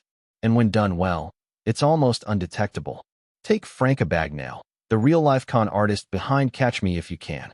Before turning 21, he had convincingly posed as a pilot, a doctor, and a lawyer, slipping into roles of authority with nothing more than charm, confidence, and a sharp eye for detail. His entire persona was a carefully constructed illusion, and it worked. Why? Because he understood a basic human truth. People rarely question what looks real enough. We're wired to judge by appearances. If someone acts like they belong, speaks with certainty, and looks the part, our minds fill in the blanks. We assume they are who they claim to be. A master manipulator doesn't just lie. They embody a version of themselves that others want to believe. And once that false identity takes hold, something strange happens. The illusion begins to sustain itself. Others reinforce it, defend it, even excuse red flags. When enough people buy into the lie, it begins to feel like truth. Cult leaders gain followers who swear by their divinity. Scammers build untouchable reputations. Entire societies have been swayed by personas that were never real to begin with. Eventually, the mask fuses with the face. The manipulator may start believing their own performance. The boundary between truth and fiction blurs, not just for others, but for themselves. Reality bends under the weight of the lie. And when that happens, even they might forget what's real. You don't need chains to trap someone. Sometimes, all it takes is a convincing illusion. The illusion of choice. You think you're in control. Every decision feels like it's entirely your own. But what if I told you most of your choices aren't really yours at all? More often than not, your decisions are carefully orchestrated, designed to feel like freedom while subtly guiding you down a predetermined path. This is the illusion of choice, one of the most deceptive psychological tricks ever used. Take something as simple as a restaurant menu. You sit down, scan the options, steak, pasta, salad, and make your pick. But did you ever stop to wonder, why are these the only options? Why no burger? No sushi? Because your choices were limited long before you even opened the menu. This tactic is everywhere, politics, marketing, even casual conversations. It works because people rarely question the options they're handed. Look at supermarkets. You walk in for a loaf of bread. You walk out with snacks, candles, and a new mug you never needed. That wasn't an accident. Store layouts are engineered to steer you through high-margin sections, maximizing impulse buys while making you feel like you're shopping freely.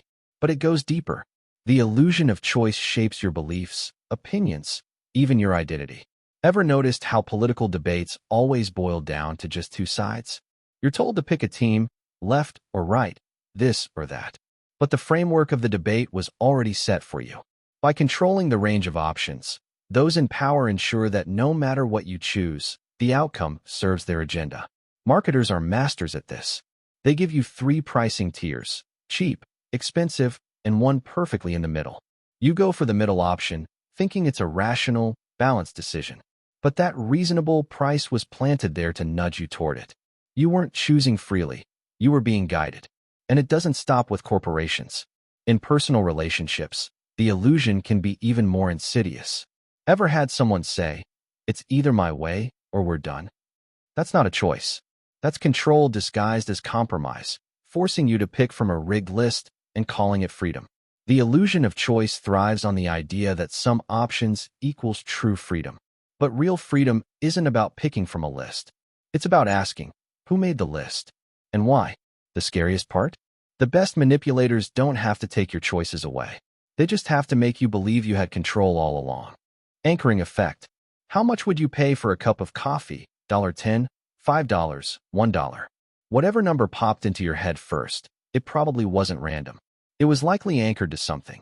Maybe the price at your favorite cafe, or even that outrageous $10 I just mentioned. But here's the unsettling truth. Your perception of value, fairness, and even reality itself can be hijacked by a psychological trick called anchoring bias. And the worst part? You'd never notice it happening. Take this classic example. You walk into a store and spot a luxury watch priced at $10,000. That's insane, right? But right beside it is another watch for $2,000. Suddenly, that second one doesn't seem so bad. Why? Because your brain was anchored to the $10,000. The $2,000 price now feels reasonable, even though it's still steep. You weren't planning to buy either watch, but now you're considering it. This trick is everywhere. Ever see ridiculously expensive dishes on a restaurant menu? They're not meant to be ordered. They're there to make everything else look like a deal. Marketers, salespeople, politicians, they all use anchoring to shape how you perceive information. But it goes deeper. Anchoring isn't just about prices. It manipulates beliefs, emotions, even major life decisions. Imagine you're negotiating a salary. The company starts low, way below what you expected. You push back, and they generously increase it a little. Now you're negotiating around their number, not what you actually deserve. That lowball offer became the anchor. And here's where it gets even more disturbing. Anchoring can distort your sense of reality. Say the news reports that crime in your city is up 300%. Sounds terrifying, right? But maybe there were just 1 incident last year and 4 this year. By anchoring you to that massive percentage, they warp your perception of safety and urgency. You're reacting to a number, not the truth. Anchoring even creeps into relationships. Ever been told you're overreacting or too sensitive? That sets a baseline. Over time, what once felt unacceptable starts to feel normal. You begin adjusting to their frame, not your own. That's anchoring too, and it's a subtle form of manipulation. Here's the terrifying truth. Anchoring works because our brains crave reference points. We don't evaluate things in a vacuum.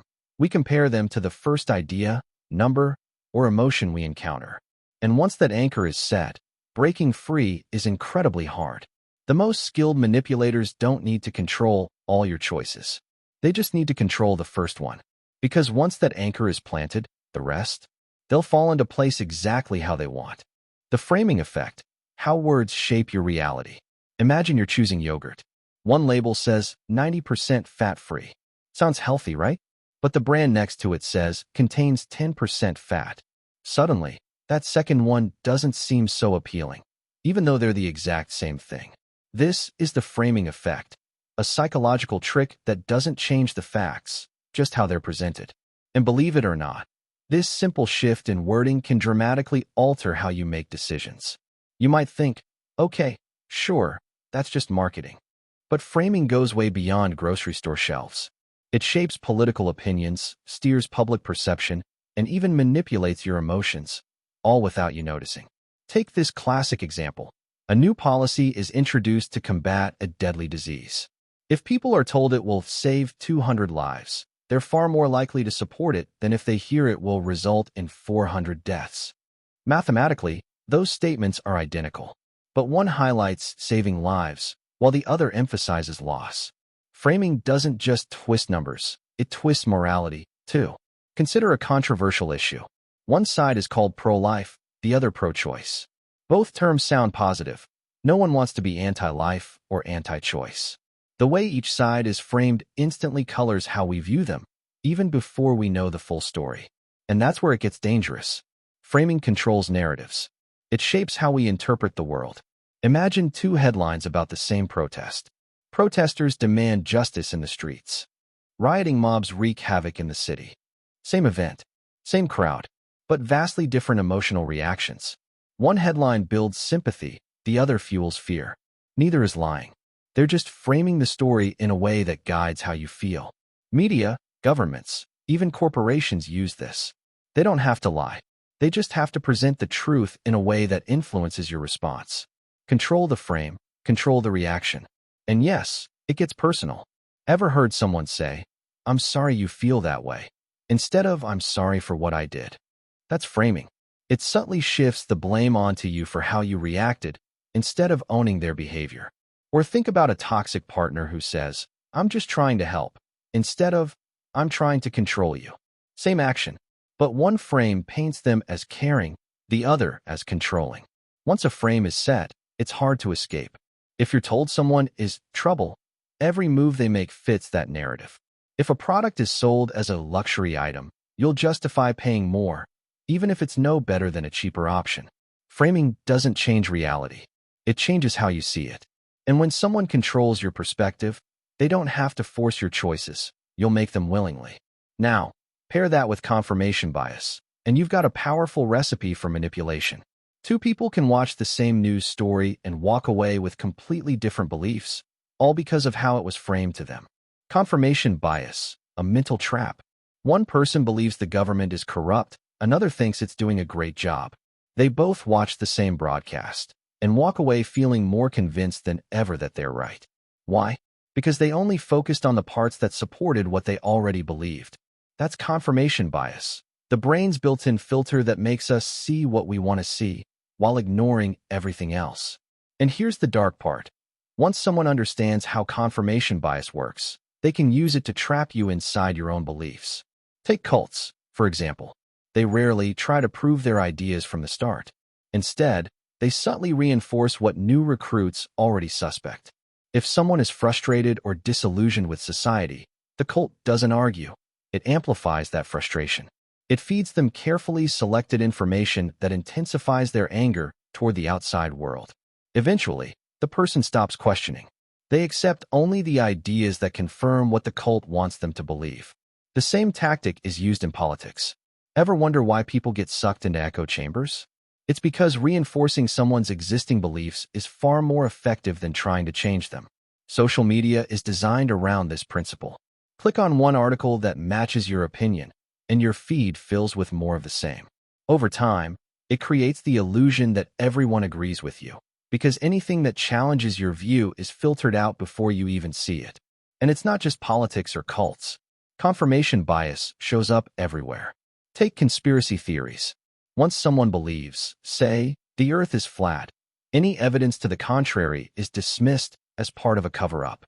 The more you argue, the deeper they dig in, because their brain is actively rejecting anything that threatens their belief. Marketers and scammers use this too.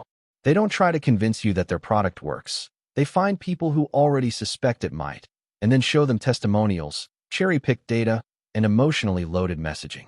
The goal? To make you focus only on the positives and ignore everything else. Even in relationships, confirmation bias can be used to manipulate. A toxic partner doesn't convince you they're perfect. Instead, they feed into your deepest fears, fear of abandonment, insecurity, self-doubt. They twist every situation to confirm those fears. See? Everyone leaves you. Over time, your brain starts filtering out anything that contradicts that narrative. Confirmation bias doesn't just blind us to the truth, it makes us fight against it. Once you're under its spell, even undeniable facts feel like a personal attack. People don't just cling to false beliefs, they defend them, because admitting they're wrong feels like a threat to their identity. That's why the most skilled manipulators don't argue. They don't present new evidence. They just control the flow of information, carefully selecting what you see and hear until you do the rest. Once that happens, they don't have to change your mind. You'll do that yourself. Pacing and leading. Ever meet someone who just gets you? Like they're on your wavelength, saying all the right things, making you feel seen, understood, even validated. You trust them. Maybe you even take their advice without thinking twice, because it feels natural. But what if that connection was engineered? What if they weren't just understanding you, but leading you, without you even realizing it? This is the essence of pacing and leading, a psychological technique often used in persuasion, manipulation, and even mind control. It works by first matching your thoughts, emotions, or behavior, pacing you, and then subtly guiding you toward a specific outcome. Done well, it makes people agree, comply, or follow, without ever feeling pressured. Ever notice how cult leaders, con artists, or politicians start by mirroring the frustrations of their audience? I know how you feel. You're tired. You've been ignored. You've been mistreated. That's pacing, aligning with the target's current emotional reality. Once trust is built, they begin to lead. That's why you need to listen to me. I have the solution. Follow me. It happens in everyday life too. Salespeople echo your concerns before pointing you to the perfect product. Interrogators mirror body language, tone, and emotional state to ease resistance. Even in relationships, someone might validate your feelings, just to gently steer your decisions later. Here's what makes it so powerful and dangerous. It feels natural. The manipulation isn't forced. It's welcomed. You think you're making choices, but those choices were laid out for you, introduced so seamlessly that by the time you notice, you're already 2 steps down a path you never meant to take. This is the core of neurolinguistic programming, and it's everywhere. Priming effect. Imagine walking into a store where soft classical music fills the air, and suddenly, you feel a bit more refined. Maybe you're even more inclined to splurge on that expensive item later. Or picture yourself at a restaurant where the menu is written in elegant cursive, and suddenly, the pricier dishes seem more appealing. You think you're making these decisions freely, but in reality, you've been subtly influenced. This is the priming effect, a psychological phenomenon where an idea is subtly planted in your mind, influencing your thoughts, feelings, and actions without you even realizing it. Priming doesn't require force, persuasion, or even your awareness. It's like a quiet suggestion to your subconscious, guiding your decisions before you even know they're being made. A classic example of priming is the old age experiment. Participants were asked to unscramble sentences containing words like wrinkled, Florida, and bingo. Afterward, they were timed on how long it took them to walk down a hallway. Those exposed to the age-related words walked slower, without knowing why. Their minds had been primed to feel older, and their bodies responded accordingly. This influence is everywhere. Supermarkets place fresh flowers near the entrance to make you associate the store with freshness and quality. Political ads repeat certain phrases until they become familiar and more believable. Even job interviewers can be influenced by words they saw earlier in the day. Reading about failure might make them judge a candidate more harshly. Priming works because our brains love patterns. We're always looking for connections, even when they don't exist. For example, if you hear the word yellow, you'll think of banana faster than if you hear an unrelated word.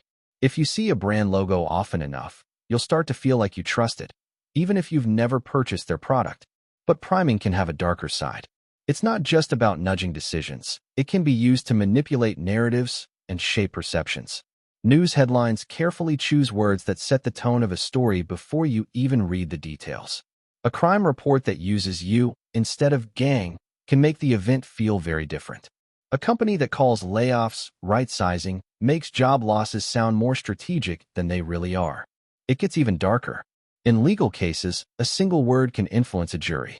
For instance, when witnesses are asked, How fast was the car going when it smashed into the other? They tend to estimate higher speeds than when asked. How fast was the car going when it bumped into the other? Just one word, smashed, can distort their perception. On social media, priming is constant. Every like, suggested post, and trending topic shapes how you think before you even form an opinion. Even something as simple as a change in font or color can impact your emotions. Studies have shown that people primed with the color red tend to perform worse on tests, likely because red is subconsciously linked to danger or correction. The most dangerous aspect of priming is that once you're influenced, you rarely question it. If you're primed to see someone as untrustworthy, you'll interpret everything they do through that lens. If you're primed to expect a bad experience, you'll find reasons to confirm it. Priming doesn't just affect a single moment. It alters how you filter your entire reality. So, ask yourself, how many of your thoughts are truly yours? And more importantly, how many of them were planted before you even realized it? The power of urgency, how you're being manipulated without even knowing it. Picture this. You're browsing an online store and spot the perfect item. Just as you're about to think it over, a bold red timer flashes beneath it. Only 2 left in stock. Sale ends in 3 minutes. Your heart races. You don't have time to weigh your options. If you hesitate, it could be gone forever. So you click buy. And just like that, you've been played. This is urgency manipulation, one of the most powerful tools used to control human behavior. It bypasses logic and targets your instincts, pushing you to act fast and think later. The worst part? You probably won't even realize it's happening. Take a real-world example, the infamous 1938 War of the Worlds radio broadcast. Orson Welles presented a fictional alien invasion as if it were breaking news. Thousands panicked. Why? Because it felt real, it felt immediate. There was no time to question it. Urgency triggered fear, and fear shut down critical thinking. That's exactly how urgency works. It hijacks your brain and forces immediate action. Psychologically, it's rooted in loss aversion, our tendency to fear losing something more than we desire gaining it. The idea that you might miss out creates anxiety, and anxiety clouds judgment. Marketers know this all too well. Limited time offer, flash sale, only a few left in stock. These aren't just phrases. They're psychological weapons. They turn a purchase into a race. And the moment you feel pressured, you've already lost control. But it doesn't stop at shopping. Cults, scammers, and con artists use the same tactics. They create urgency to trap people before they have time to think. Pyramid schemes, for example, pressure new recruits. Act now or miss your chance to be rich. That pressure forces snap decisions. Ones people regret once it's too late. Even politics and the media aren't innocent. Breaking news. Emergency press conference. Crisis in progress. All designed to provoke immediate emotional reactions. When fear kicks in, fact-checking stops. That's how misinformation spreads, fast and unchecked. Think about how wars start, how stock markets crash, how riots ignite overnight. Behind each, a carefully manufactured sense of urgency. Because when emotions take over, reason disappears, and that's when people are most easily controlled. The scariest part? Urgency feels right. It feels like you're making your own decision. But in reality, someone else has already made it for you. So next time you see a countdown timer, an urgent alert, or someone pushing you to act now, pause. Because the moment you feel rushed, you might already be under someone else's control. The door-in-the-face technique. The moment you say no to a big request, you're already being nudged down a path someone else chose for you. Think about that the next time someone asks for a small favor, because the real trap often comes after the first ask. The door-in-the-face technique. Imagine this. A charity worker approaches you on the street and asks, "Would you be willing to donate $500 to help struggling families?" It's a huge ask. You hesitate, feel awkward, and probably say no. Then they respond with, "Totally understandable. How about just $20? Now that second request seems reasonable, almost easy. So, without thinking too much, you reach into your pocket and hand over the cash. That's it. You've just fallen for the trick. Why does it work? It all comes down to reciprocal concessions. When someone scales back their demand after rejection, we feel an unspoken pressure to meet them halfway. It's like we owe them something just because they compromised. This has been proven in countless studies. In one classic experiment, Researchers asked college students to volunteer 2 hours a week for 2 years at a juvenile detention center. Not surprisingly, everyone said no. Then came the follow-up. Well, would you at least be willing to chaperone a one-day trip to the zoo? That smaller ask suddenly felt easy, and compliance tripled. 3 times as many students agreed compared to when the zoo trip was the only request. Why? Because after saying no to the extreme, the smaller favor felt almost like a relief. And this technique isn't just for charities, it's everywhere. In negotiations, a salesperson might start with a ridiculously high price, only to generously drop it to the amount they actually wanted, making you feel like you scored a deal. In law enforcement, a detective might suggest a devastating punishment or false charge, only to offer a lesser sentence if the suspect confesses. Compared to the terrifying first option, the second seems like an escape. But it's all calculated. On a more disturbing level, this method is used by manipulative people and groups, cults, high-control organizations, even in abusive relationships. They start with an impossible demand, absolute loyalty, extreme sacrifice. When you push back, they ask for something smaller, just this one thing. And suddenly, that compromise seems harmless. But it's the beginning of control, because the real trick isn't just getting you to say yes. It's making you feel like saying yes was your idea. The bandwagon effect, a tool of manipulation. It all starts with a simple thought. Everyone else is doing it, so it must be right.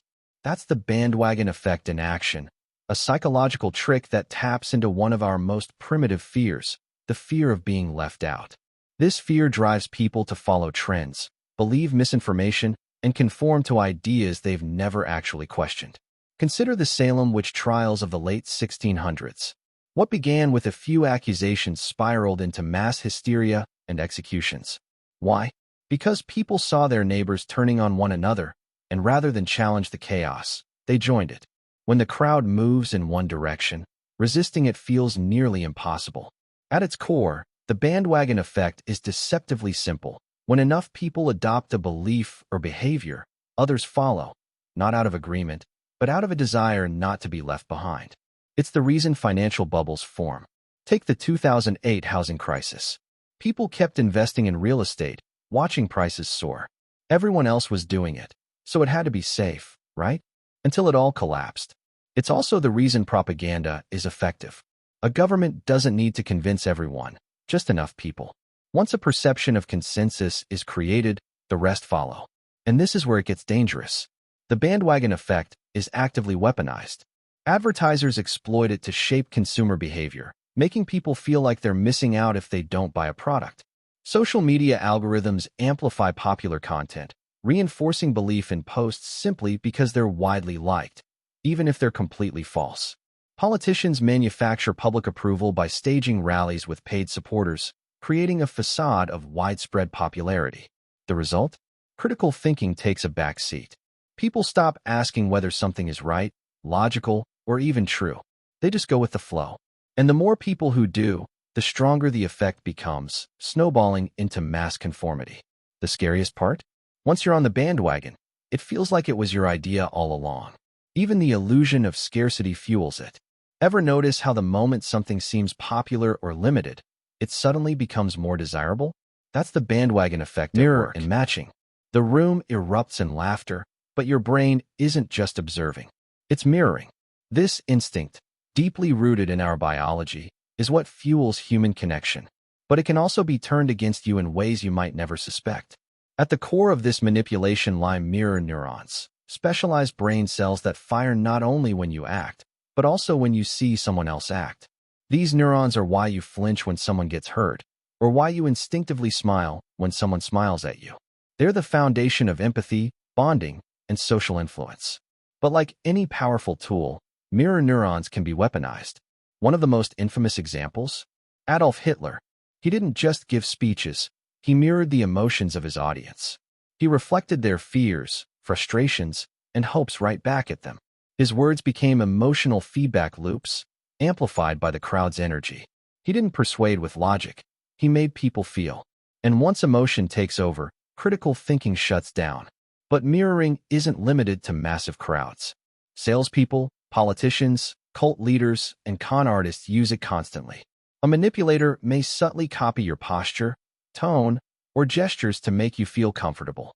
Your brain notices the similarity and assumes, this person is like me. I can trust them. That's how a skilled con artist can get you to spill your secrets minutes after meeting them. They're not just listening. They're reflecting you back to yourself. And it goes even deeper. Mirroring can create artificial attraction and loyalty.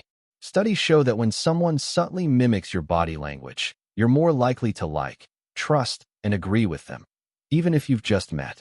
This is how toxic relationships often begin.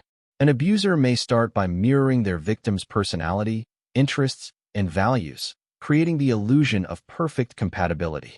But once emotional investment is secured, the manipulation shifts. The abuser no longer mirrors, they control. And by then, the victim is too entangled to leave easily. This tactic isn't just used by individuals. It's baked into systems we use every day. Social media algorithms, for example, act like digital mirror neurons. Ever noticed how platforms feed you content that aligns perfectly with your beliefs? That's no coincidence. The algorithm reflects back what you already think and feel, reinforcing your biases while filtering out dissenting views. Over time, this creates echo chambers, deepens polarization, and narrows your ability to see other perspectives. So how do you protect yourself? Recognize when you're being mirrored. If someone seems to reflect your emotions or behaviors a little too perfectly, pause and question their intent. Disrupt the pattern. Change your posture, switch topics, or introduce an unexpected idea. A genuine person will adapt naturally. A manipulator will struggle. They depend on predictability to maintain control. Mirror neurons are part of what make us human. They help us connect, learn, and empathize. But in the wrong hands, they can be used to manipulate, turning your own instincts against you. And the most terrifying part? When done well, you won't even realize it's happening. Pacing and leading, you ever notice? Suggestive language and hypnosis. Have you ever made a decision that felt entirely your own, only to realize later you may have been subtly led to it? Maybe you walked into a store just to browse, and before you knew it, you'd bought something you didn't even want. It felt like your choice, but was it? What if a few carefully chosen words could bypass your critical thinking and slip a decision into your mind before you even knew what was happening? That's the power of suggestive language and hypnosis. Forget swinging pocket watches and people clucking like chickens. The real magic lies in shaping perception without resistance. It's subtle, it's powerful, and it's everywhere, from courtroom testimonies to political speeches. Take the infamous Lost in the Mall experiment from the 1970s. Psychologist Elizabeth Loftus wanted to see how easily memories could be manipulated. Participants were told a fabricated story. As a child, they'd gotten lost in a shopping mall, cried, and were rescued by a kind stranger. The event never happened, yet many recalled it vividly, filling in details their minds invented from scratch. That's the terrifying part. A suggestion doesn't need to be true to be effective. It just needs to feel true. Now add hypnosis into the mix, and things get even more unsettling. Hypnosis isn't about mind control, it's about lowering defenses. It puts someone in a state of deep relaxation and focus, where suggestions can slide in unnoticed. In this state, a person can be led to believe, feel, or remember things that never occurred. The technique? Embedded commands, phrases hidden inside ordinary speech. A politician might say, when you step into that voting booth, you'll feel a strong sense of trust in our leadership. The phrase, feel a strong sense of trust, isn't an argument. It's a suggestion. Your brain accepts it without question. Sales and marketing thrive on this. A waiter asking, would you like the steak or the seafood special, subtly removes the option to say no. The only choice is what you'll order, not if you'll order. Then there's the yes ladder technique, a classic in persuasion. It works like this. This is a nice car, isn't it? Wouldn't it feel great to drive something so reliable? You'd probably love how smooth it handles, right? Each small yes makes the next one easier. By the time the contract is in front of you, your brain is already primed to agree. But it doesn't stop with sales. Suggestive language can alter memories, behaviors, even identities. Cult leaders, con artists, and interrogators all use these tools. Frame a question just right, and you can reshape someone's reality. In police interrogations, a suspect might hear, "You don't remember it now, but memory comes back in pieces. Over time, doubt creeps in. They start questioning their own innocence. Eventually, it becomes easier to believe they did it, just to make the internal conflict stop. And once a suggestion takes root, it's almost impossible to undo. That's the real danger. A single phrase, a carefully worded question, a slight shift in tone. These things can permanently rewrite someone's perception of reality. So now ask yourself, how many of your beliefs are truly your own? And how many were planted there, without you ever knowing? Lowballing. Imagine you're at a car dealership. A friendly salesperson greets you with a smile and says, "Good news. We have a special deal today. This fully loaded car is just $20,000. It's within your budget." You shake hands, feel the excitement, and start picturing yourself behind the wheel. But just as you're about to sign the paperwork, the salesperson suddenly frowns. "I just checked with my manager. Unfortunately, I made a mistake. That price doesn't include some mandatory fees. The actual cost is $23,000. By this point, you're already mentally committed. You've imagined driving the car, maybe even told friends about the amazing deal. So, instead of walking away, you agree to the higher price. You've just been lowballed. This psychological tactic is highly effective. It works by getting you to commit before the full cost is revealed. Once you've decided, based on incomplete or misleading information, you become emotionally and mentally invested. Backing out now feels like a loss, even though the terms have changed. One famous study on lowballing involved college students. Psychologists asked them to participate in a research project. Most agreed. But after committing, they were told the study would take place at 7 a.m., an inconvenient time. Still, many followed through with their decision rather than back out. And it's not just about sales. Lowballing shows up in job negotiations, too. A recruiter might offer a dream job with a high salary, only for the final offer to include longer hours, lower pay, or added responsibilities. In more manipulative settings, lowballing can be used to control people. Cults or extremist groups often start with harmless invitations. Attend a seminar, listen to a speech, meet some friendly people. But once someone commits, they're gradually asked for more. By the time they realize how deep they're in, turning back feels impossible. They've already accepted so much. Because the real danger of lowballing isn't just losing money, it's losing control. Exploiting the need for closure. Why did they leave? What really happened? What was the truth? That gnawing uncertainty, that feeling of unfinished business, is more than just a mild annoyance. It's a powerful psychological force known as the need for closure. And when someone understands just how badly you crave a definitive answer, they can weaponize it against you in ways you'd never see coming. The need for closure is deeply rooted in human cognition. Our brains hate loose ends. When something's unresolved, we obsess. We create explanations. We latch onto anything that offers a sense of finality, even if it's not true. That's exactly where manipulation begins. Take relationships, for example. Ever heard of someone who stays fixated on an ex? Not because they want them back, but because they never got a real explanation for the breakup? That's the power of an open psychological loop. When a relationship ends abruptly, without clarity, it leaves a mental void. People replay conversations, overanalyze every moment, searching for answers. And if the person who ghosted them suddenly reappears, even with a vague or dishonest excuse, the brain clings to it. Not because it's convincing, but because it satisfies that desperate craving for closure. Manipulators know this. They vanish, only to reemerge with flimsy explanations, confident their victims will be too relieved to question anything. But this tactic extends far beyond personal relationships.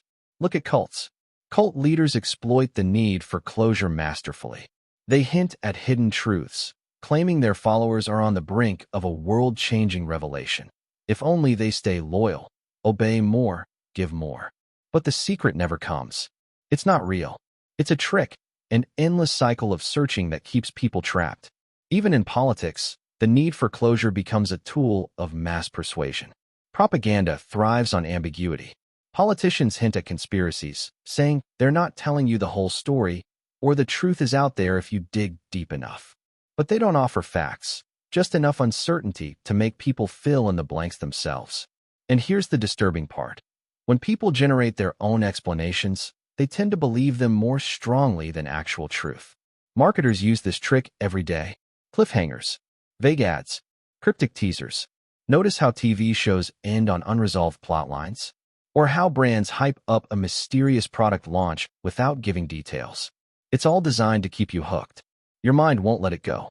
You keep thinking about it, searching for answers, until you give in and buy, click, or watch. But here's where it gets truly unsettling. Our need for closure can make us accept any answer, even if it's false. Studies show that in moments of desperation for resolution, people become more vulnerable to misinformation, conspiracy theories, and outright lies. It's easier to embrace a comforting lie than to live with open-ended doubt. That's how cult members cling to false teachings, how scammers manipulate victims, how entire populations can be swayed by fabricated narratives. And the worst part? The more we demand answers, the more power we hand over to those willing to give them, truthful or not. Because in the end, whoever controls the answers controls the mind. The Zeigarnik effect. The Zeigarnik effect describes how an unfinished task can linger in your mind like an itch you can't scratch. It's like hearing a song that cuts off before the final chorus or watching a movie that ends just before the climax. It's frustrating and almost unbearable. Your brain refuses to let go. That's the power of the Zeigarnik effect, and it's considered one of the most quietly sinister psychological phenomena ever discovered. Now, imagine if someone intentionally used that feeling against you, deliberately leaving things unresolved just to keep you hooked, anxious, and desperate for closure. This isn't just a psychological quirk. It's a powerful tool of manipulation, used everywhere from advertising to psychological control. The effect is named after Bluma Zeigarnik, a Soviet psychologist who made a curious discovery while observing waiters in a cafe. She noticed that the waiters could remember every detail of unpaid orders, but once the bill was settled, they forgot them completely. In other words, the brain prioritizes unfinished tasks. Loose ends demand our attention. Advertisers exploit this ruthlessly. Think about cliffhangers in TV shows. Why does every episode end just as things get interesting? Because the brain hates incompleteness. It fixates on what's left unresolved, making you crave closure. That's why people end up binge-watching entire seasons, not just for entertainment, but because they've been psychologically trapped by an open loop. But the darker side of the Zeigarnik effect lies in its use for control. Cult leaders, manipulative partners, and even interrogators will withhold closure intentionally, keeping their victims mentally and emotionally trapped. Think of a toxic boss who keeps dangling a promotion just out of reach, or a narcissist who disappears in the middle of a serious conversation, leaving you desperate for answers. Even political figures can use this tactic, stoking fear without ever offering real solutions. They all rely on the same psychological mechanism. Keep the brain hanging, and it will endlessly chase resolution. The most disturbing part? Most people never realize it's happening. And this is only the beginning. Reframing failure. One of the most subtle yet destructive psychological manipulations is the act of reframing failure. It's a tactic that changes how you perceive your own mistakes, making you feel powerless, incompetent, or even guilty. When failure is framed in the wrong way, it stops being a simple setback and becomes something far more damaging, evidence that you are not enough. Once that belief takes root, it can influence every decision you make. Imagine growing up in an environment where every mistake isn't just a misstep, it's a reflection of your worth. You didn't just fail a test, you let your parents down. You didn't just make a mistake at work, you embarrassed yourself in front of your boss. Reframing failure is about shifting the meaning of your mistakes so they no longer appear as temporary obstacles, but instead as signs of personal inadequacy. The more you internalize this belief, the more control others can have over your thoughts and actions. Take, for example, the regime in North Korea. In that society, failure isn't seen as a personal shortcoming. It's framed as betrayal. If you fail to meet a work quota, you're not just unproductive. You're seen as failing your country, your family, and your leader. You become an enemy of progress. That kind of reframing forces submission, because failure now carries consequences that extend far beyond yourself. But this form of manipulation isn't limited to extreme regimes. It happens in workplaces, relationships, and even in everyday conversations. Have you ever had a boss who made you feel like every small mistake meant you weren't cut out for the job? That's not just criticism, that's reframing. Instead of seeing failure as a stepping stone toward growth, it's twisted into a sign that you're fundamentally inadequate. And the more that message is reinforced, the more people become afraid to take risks, speak up, or even leave toxic environments. They're not just scared of failure itself. They're scared that failure confirms they were never good enough to begin with. This also shows up in relationships. A manipulative partner might reframe failure in a way that makes you feel dependent on them. They might say things like, "See, you always do this," or "Maybe you're just not cut out for a real relationship." Suddenly, you don't just feel like you made a mistake, you start to believe you are the mistake. Over time, this erodes your confidence and convinces you that you're lucky just to be tolerated, let alone loved. And once that belief settles in, it becomes dangerously easy for someone else to control you. One of the darkest aspects of this psychological trick is how it convinces people they deserve their circumstances. If someone believes that failure reflects their worth, they'll stop trying to improve their lives. They'll stay in bad jobs, abusive relationships, and toxic friendships, not because they want to, but because they've been manipulated into believing that any attempt to change will only end in more failure.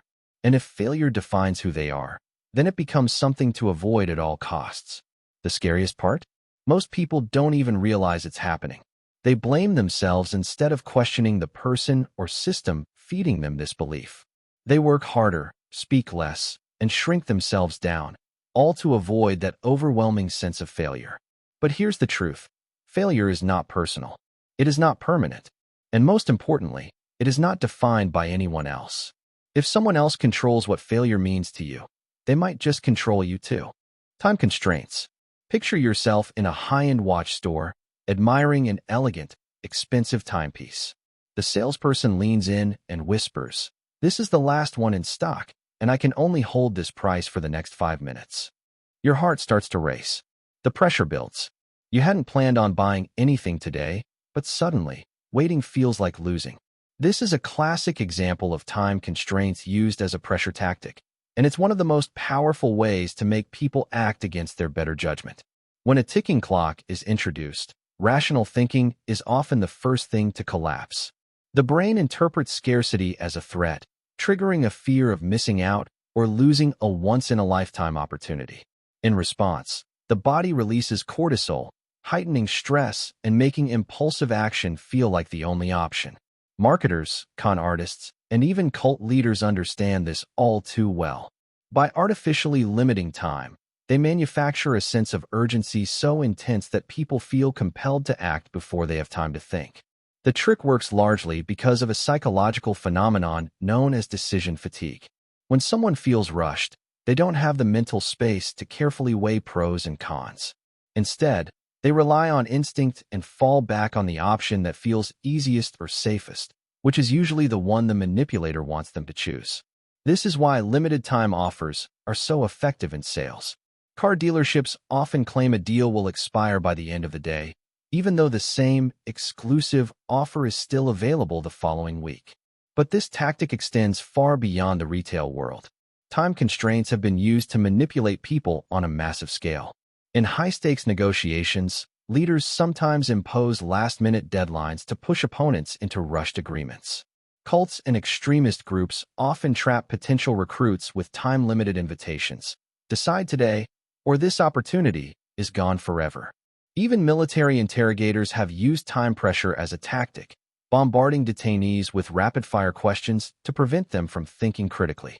Perhaps one of the most disturbing applications of this tactic is found in scam culture. Have you ever received a high-stakes email claiming to be from a bank or government agency, warning that your account has been compromised?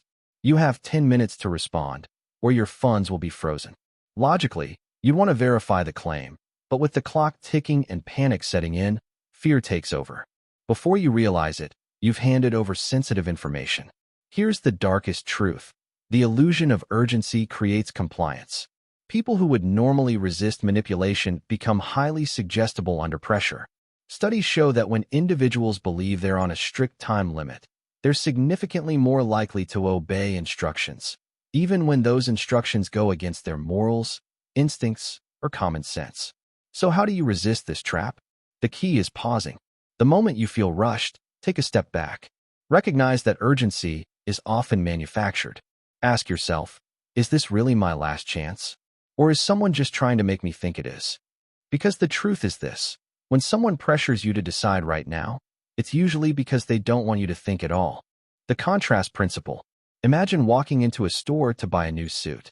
A friendly salesperson greets you with a warm smile and quickly presents the most expensive option in the store, a high-end designer suit that's way out of your budget. You shake your head, saying it's too much. Then, they show you a second suit. It's still pricey, but significantly cheaper than the first one. Suddenly, this second suit seems like a great deal.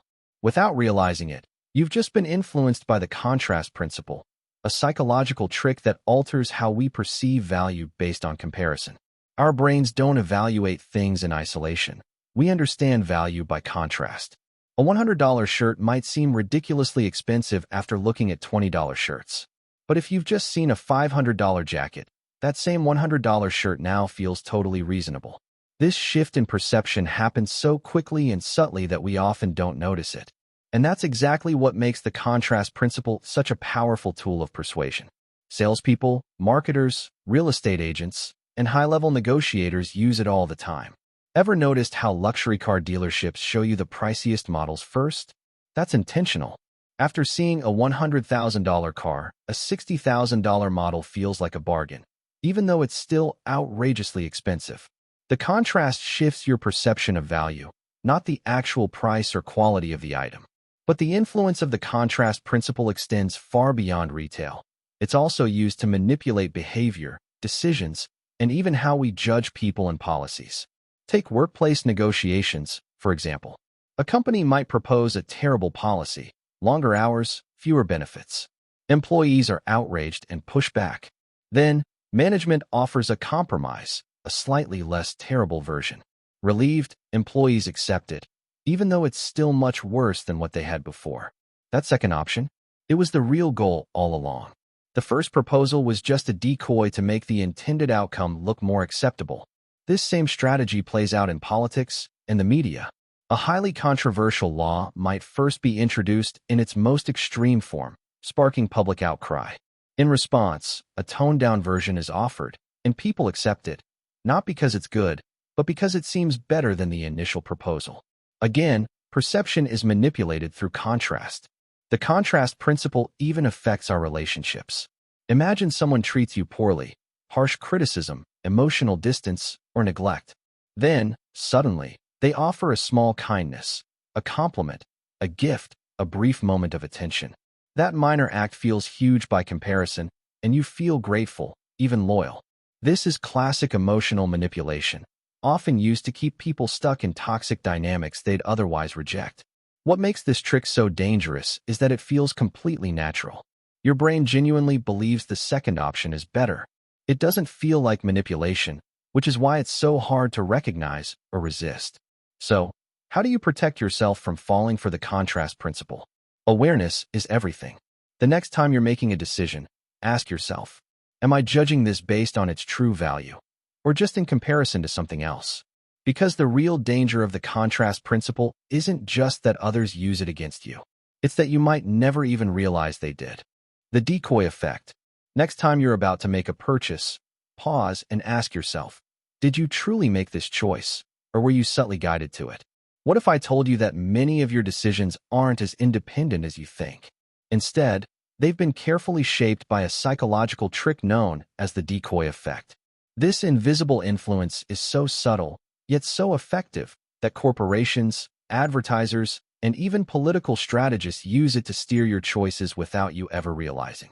It operates by presenting you with three options, one of which isn't really meant to be chosen at all. Instead, it's strategically placed as bait to nudge you toward a specific decision. Once you recognize this tactic, you'll start questioning every choice you've ever made. Let's look at a simple example. Imagine you're at a movie theater, deciding between two popcorn sizes: a small for $3 or a large for $7. Most people might hesitate. $7 feels like a steep jump from $3. But then, the theater introduces a third option, a medium popcorn for $6.50. Suddenly, the $7 large popcorn doesn't seem so bad anymore. That extra 50 cents makes the large seem like the obvious best deal. The medium? It was never meant to be a real choice. It was just there to guide you toward the large. This isn't just something that happens at the snack counter. The decoy effect shows up everywhere, like in subscription services, where the best value plan is placed next to a much higher-priced, unattractive option. In restaurants, menu pricing is carefully designed to make a certain dish appear as the best value. Even in elections, a strategically placed third-party candidate can draw just enough votes away from one side to alter the outcome. But here's where it gets unsettling. The decoy effect doesn't just shape your purchases. It also influences how you perceive value, quality, and even morality. Ever seen a public figure escape scrutiny for doing something awful just because someone else did something worse? That's the decoy effect at work. By introducing a more extreme alternative, the original choice suddenly seems more acceptable, even if it was never a good option to begin with. What's worse, the more decisions you make under the influence of this subtle trick, the more your brain begins to justify them. You convince yourself that you chose the best deal, that your vote was independent, that your moral compass remained intact. In reality, you were subtly nudged, manipulated, and guided toward an outcome that was never truly your choice in the first place. So the next time you're faced with 3 options, take a closer look. One of them might not even be a real choice at all. Loss aversion. Imagine this. You have 2 options. Option A is that you gain $100, and option B is that you lose $100. Which one feels stronger to you? If you're like most people, the pain of losing $100 feels twice as intense as the pleasure of gaining it.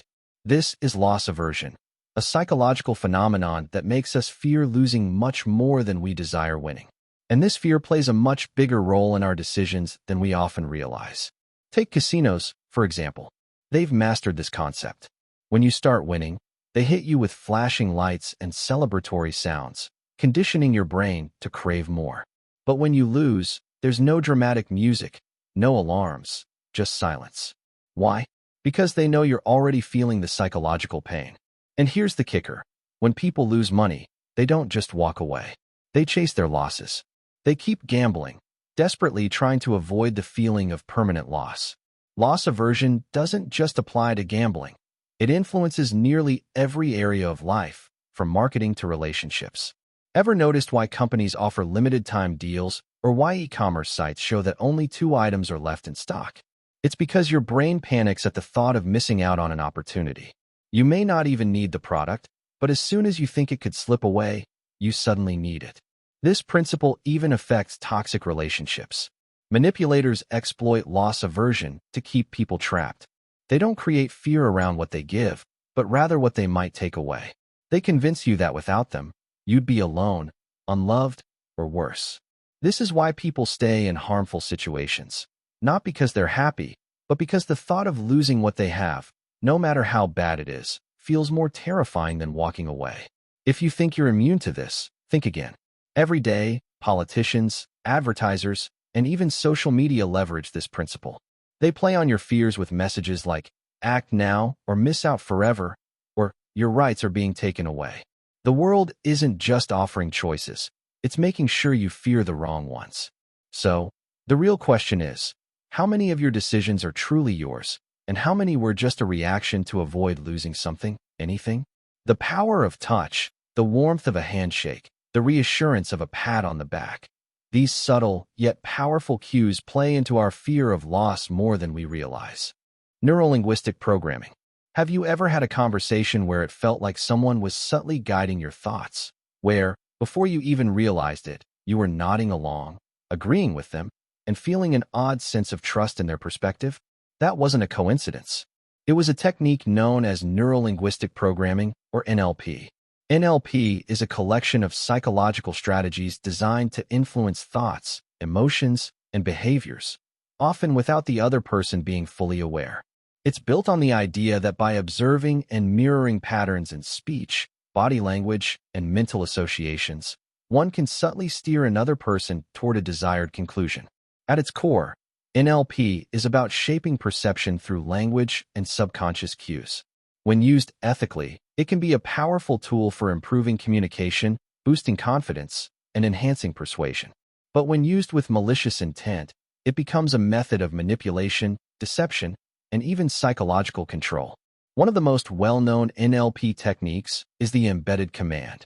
This is a hypnotic suggestion hidden within an ordinary sentence. Rather than saying something directly like, "You should trust me," a practitioner might say, "You might not even realize it yet, but you're starting to trust what I'm saying." This phrasing bypasses conscious resistance and plants the idea subtly in the listener's mind. Another common technique is mirroring, subtly imitating someone's posture, speech patterns, or energy level. Your brain perceives this mimicry as familiarity, making you instinctively feel connected and more trusting, even if you don't consciously understand why. Cult leaders use it to create deep rapport. High-pressure salespeople rely on it to lower your defenses. It's the reason you sometimes feel an unexplainable connection with someone you've just met. Perhaps the most chilling NLP technique is known as anchoring. This involves associating a specific emotion with a word, gesture, or stimulus. For example, if someone consistently makes you feel safe or comforted while using a particular phrase, your brain starts to link that phrase with the positive feeling. Later, even if that person is lying or manipulating you, the same phrase can unconsciously trigger your trust. The true danger of NLP isn't just in how effectively it works. It's in the fact that, when it's being used on you, you might not even realize it. It functions like subliminal messaging, slipping past your awareness and reshaping your responses without your consent. Subliminal messaging. You are in control of your thoughts, your choices, and your beliefs. Or at least, that's what you've always believed. But what if I told you that, even now, as you read this, messages are being planted deep within your mind? Messages that you will never consciously register, yet they will still influence your decisions. Subliminal messaging is not science fiction. It's real, it's powerful, and it has been used for decades to manipulate people, often without their knowledge. One of the most infamous examples dates back to 1957. A market researcher named James Vickery claimed that during a movie screening, he flashed the words, "Drink Coca-Cola" and "Eat popcorn" on the screen for just a fraction of a second. The messages were too quick for the conscious mind to detect, but supposedly clear enough for the subconscious to absorb. He later reported that sales of popcorn and Coca-Cola skyrocketed. The public panicked. People feared they were being hypnotized into making purchases against their will. Although Vickery eventually admitted to falsifying the results, the concept itself wasn't a lie.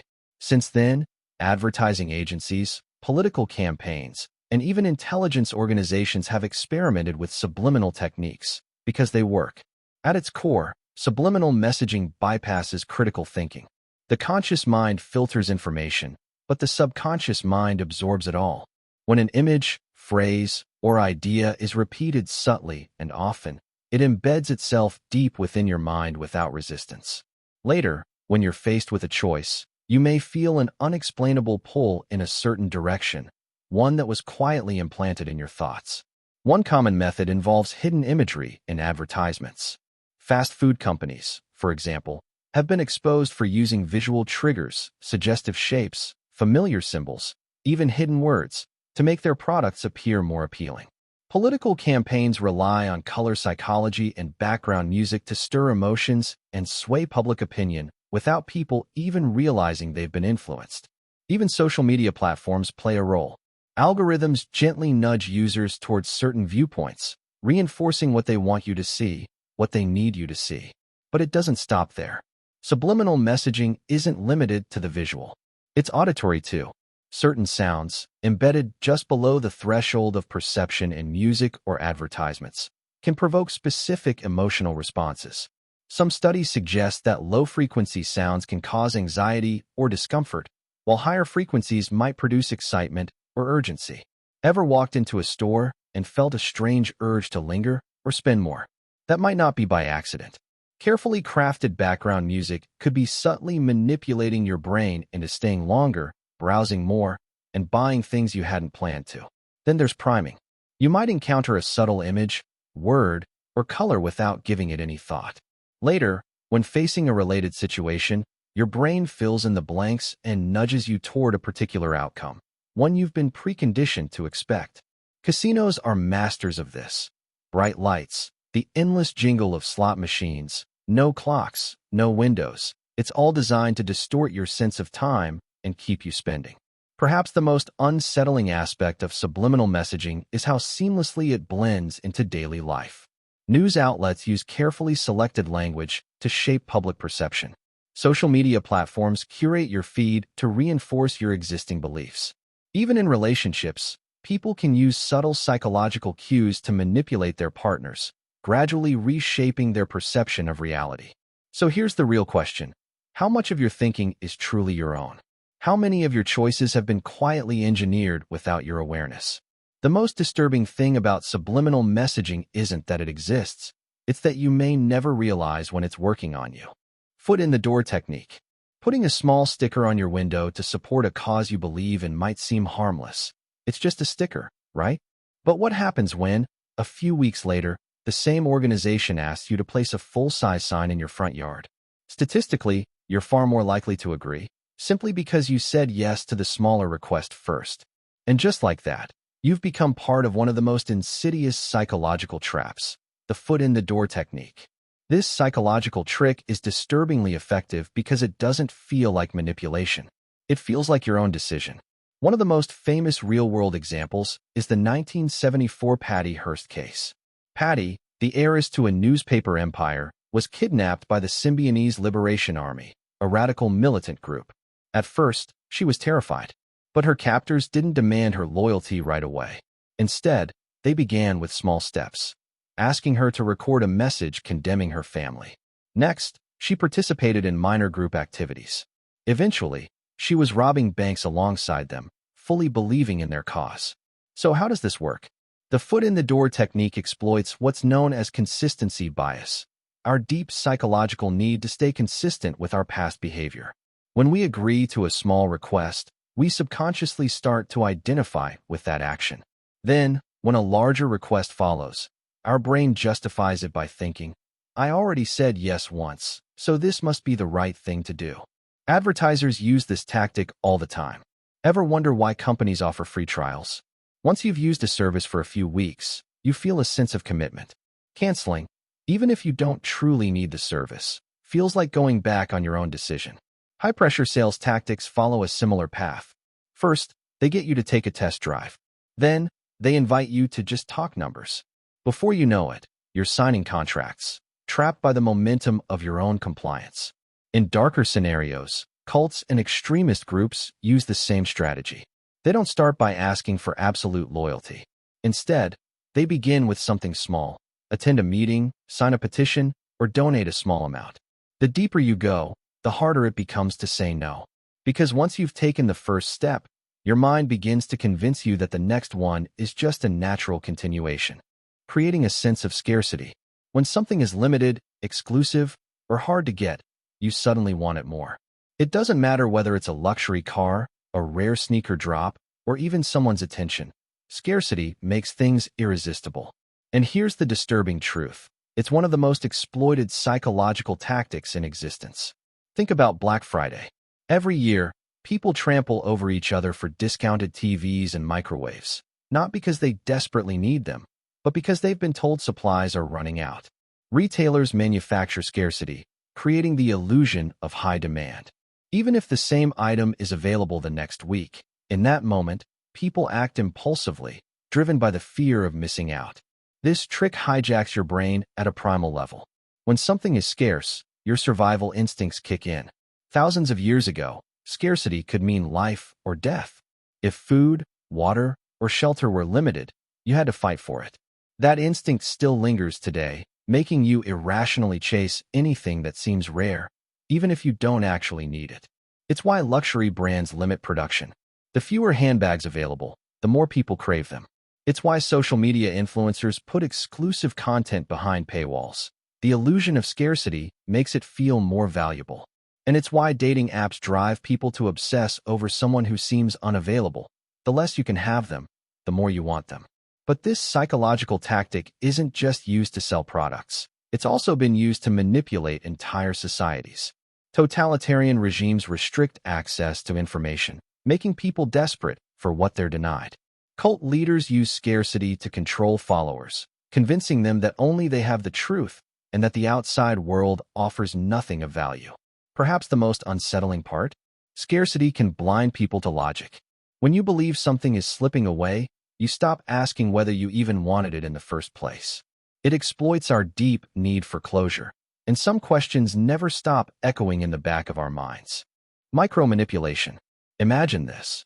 You're in a conversation, and everything feels normal at first. But after a few minutes, something shifts. You start second-guessing your decisions, feeling guilty about things you wouldn't have questioned before. The person across from you hasn't raised their voice or made a single direct demand. Yet somehow, they've gently steered your thoughts in a completely different direction. This is micromanipulation, the subtle, almost invisible tactics used to influence people's decisions, beliefs, and behaviors without them realizing it. Unlike overt coercion or deception, micromanipulation is more like a slow-acting poison. Drip by drip, it makes small adjustments until you're exactly where they want you. Take the foot-in-the-door technique, a classic strategy used in sales and persuasion. A company might start by asking you to sign a simple, harmless petition, something that aligns with your values. Then, a few days later, they return to ask for a donation. Because you've already said yes once, your brain instinctively leans toward consistency.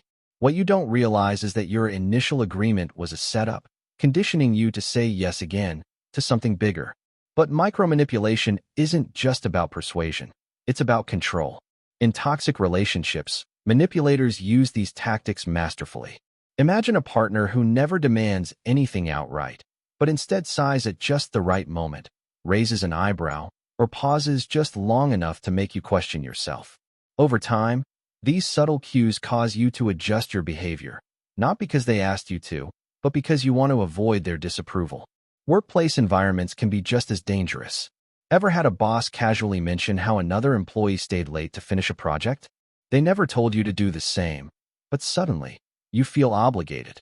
This is micromanipulation at work, planting ideas without ever stating them directly. And then there's social conditioning.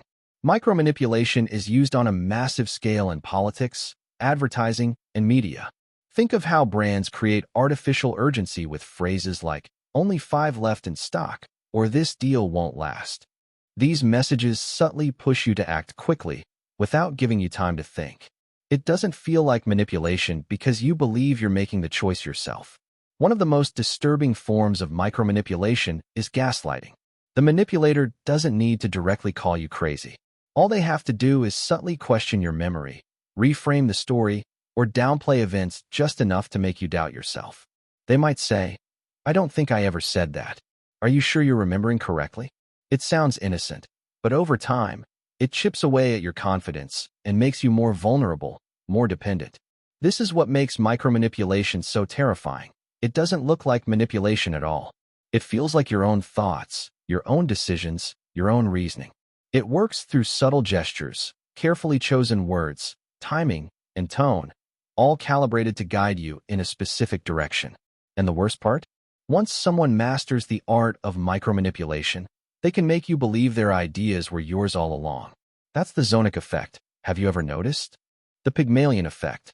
The Pygmalion effect is a powerful psychological phenomenon where expectations alone can shape someone's performance and potential, without them even realizing it. Imagine a group of students. Secretly, their teacher is told that half of them are geniuses and the other half are average. The students themselves are never informed of this, and no special treatment is officially given. Yet, by the end of the year, the so-called genius students significantly outperform the others. Why does this happen? Because the teacher's beliefs, though unspoken, shape how they interact with the students. Subtle encouragement, extra patience, and small signals of belief in potential make a massive difference. This is the Pygmalion effect in action, expectations shaping reality. The concept is rooted in the Greek myth of Pygmalion, a sculptor who carved a statue so beautiful that he fell in love with it. Eventually, the statue came to life. In psychology, the term describes how our expectations of others can bring those expectations to life. When someone expects greatness from you, you often rise to meet that standard, even unconsciously. But the reverse is also true. When people expect little from you, it can lead to failure before you even begin. A real-world example is the famous Rosenthal and Jacobson experiment in the 1960s. Researchers told teachers that certain randomly selected students were intellectual bloomers, expected to show rapid growth. Over time, those students received more encouragement, patience, and subtle positive signals from their teachers. By the end of the year, they scored significantly higher on IQ tests, simply because someone believed they could. But the Pygmalion effect can also be dangerous when used manipulatively.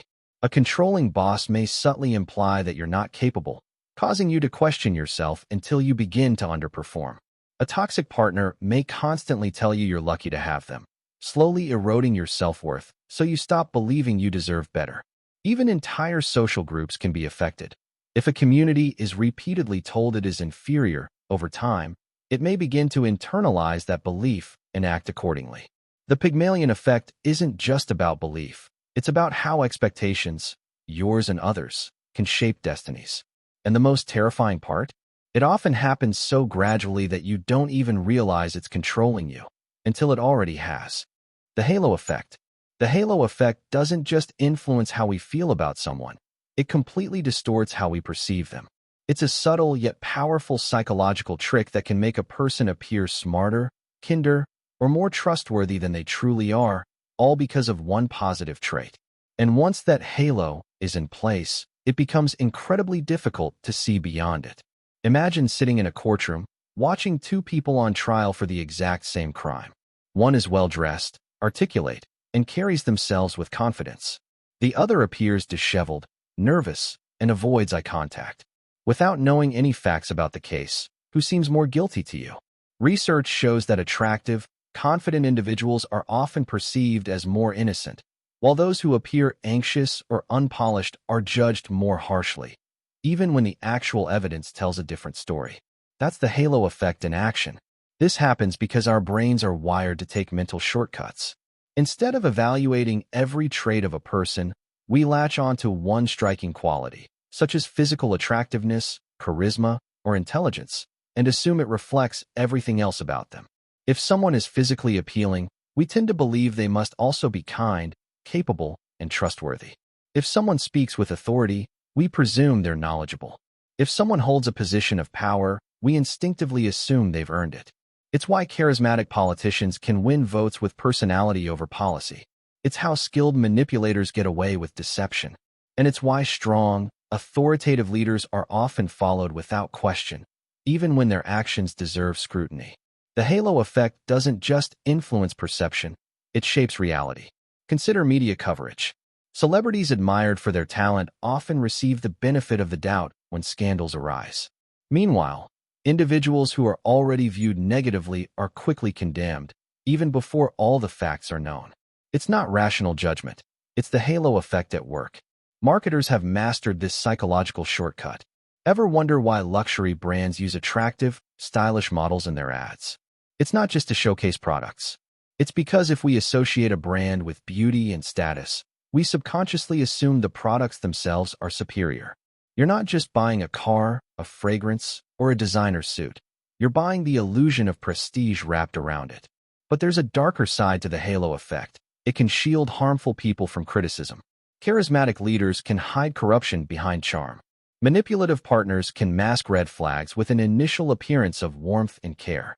Even history's most dangerous figures often had a magnetic presence that blinded others to their true intentions until it was too late. The halo effect is insidious because it doesn't just mislead, it makes people confident in their false impressions. And once someone believes in a false image, they'll defend it, even when confronted with hard evidence. They'll rationalize away the truth. He's a good guy, he'd never do that. Or, she's so charming, she must be honest. Breaking free from the halo effect requires conscious effort. It means questioning first impressions.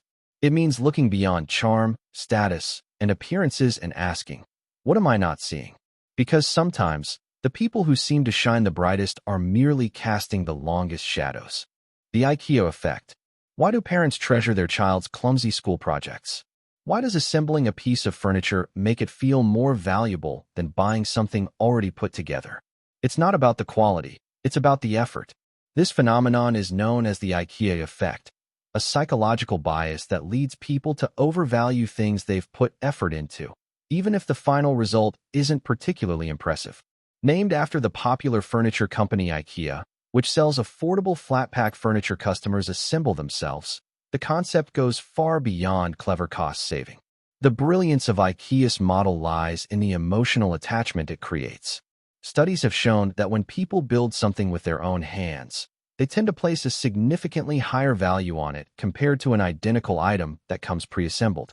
The act of investing time and effort tricks the brain into forming a stronger emotional bond with the object, making people less likely to discard it, return it, or even acknowledge its flaws. But this effect isn't limited to furniture. Businesses, cults, and manipulators often exploit the IKEA effect in more insidious ways. In the workplace, for instance, employees are encouraged to contribute ideas or projects that make them feel personally invested in the company's success, even if they are underpaid or overworked. In relationships, one partner might continually have to work for the other's approval, deepening emotional attachment in an unhealthy dynamic. Cults, too, use this strategy during indoctrination. New members are often given difficult, embarrassing, or exhausting tasks. These create a sense of emotional investment that makes it harder to question the group's beliefs or actions later on. The danger of the IKEA effect lies in the psychological trap it creates. The more effort we pour into something, the harder it becomes to walk away, even when logic tells us we should. This is why gamblers keep playing after major losses, why people stay in relationships that no longer serve them, and why employees remain loyal to toxic companies. Our minds convince us that something must be valuable simply because we worked hard for it. And here's where the effect becomes truly dangerous. It doesn't just apply to objects or personal relationships. It can shape entire belief systems. Political ideologies, conspiracy theories, and extremist movements often gain traction not because they are objectively valid, but because individuals have invested time, energy, and personal identity into them. Letting go would mean admitting that effort was wasted, something most people would rather avoid. So the next time you feel deeply attached to something, ask yourself, do I truly value this?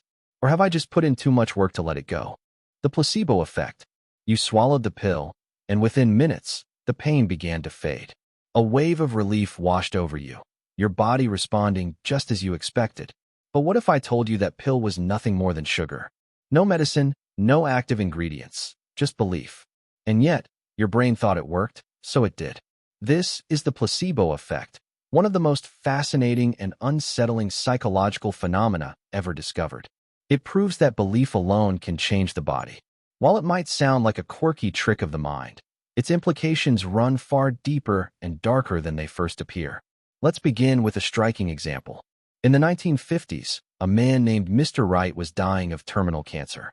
As a last resort, his doctor gave him an injection of what was believed to be a groundbreaking new drug. The results were nothing short of miraculous. His tumors shrank, and he made a full recovery. But here's the twist. The drug turned out to be completely ineffective. And when Mr. Wright later learned this truth, his cancer returned almost instantly. He died shortly after. That's the power of belief. When the mind is convinced something is working, the body follows. Studies have shown that people given fake painkillers can release real endorphins. In placebo surgeries, where doctors only pretend to operate, patients still experience genuine improvement. Even individuals with Parkinson's disease have seen their symptoms ease simply because they believe they were receiving real medication. But here's where it gets deeply unsettling. The placebo effect has a dark side. If belief can heal, it can also harm. This is known as the nocebo effect, the evil twin of the placebo. Instead of convincing someone they're getting better, you convince them they're getting worse. Tell a person a harmless pill will make them sick, and their body may respond with very real symptoms: nausea, pain, even severe illness. Throughout history, this has been weaponized. In voodoo traditions, shamans have cursed people to death simply by convincing them they were dying. In modern times, scammers sell fake treatments, making patients believe they're healing until it's too late. Even in clinical trials, participants sometimes experience serious side effects not from the drug itself, but from their belief that they would. So what does this mean for you? If belief is powerful enough to rewrite your biology, How many times in your life have you been tricked? How often has your pain, your relief, your sickness, even your recovery, been governed not by reality, but by expectation? And perhaps most importantly, who's been shaping those expectations?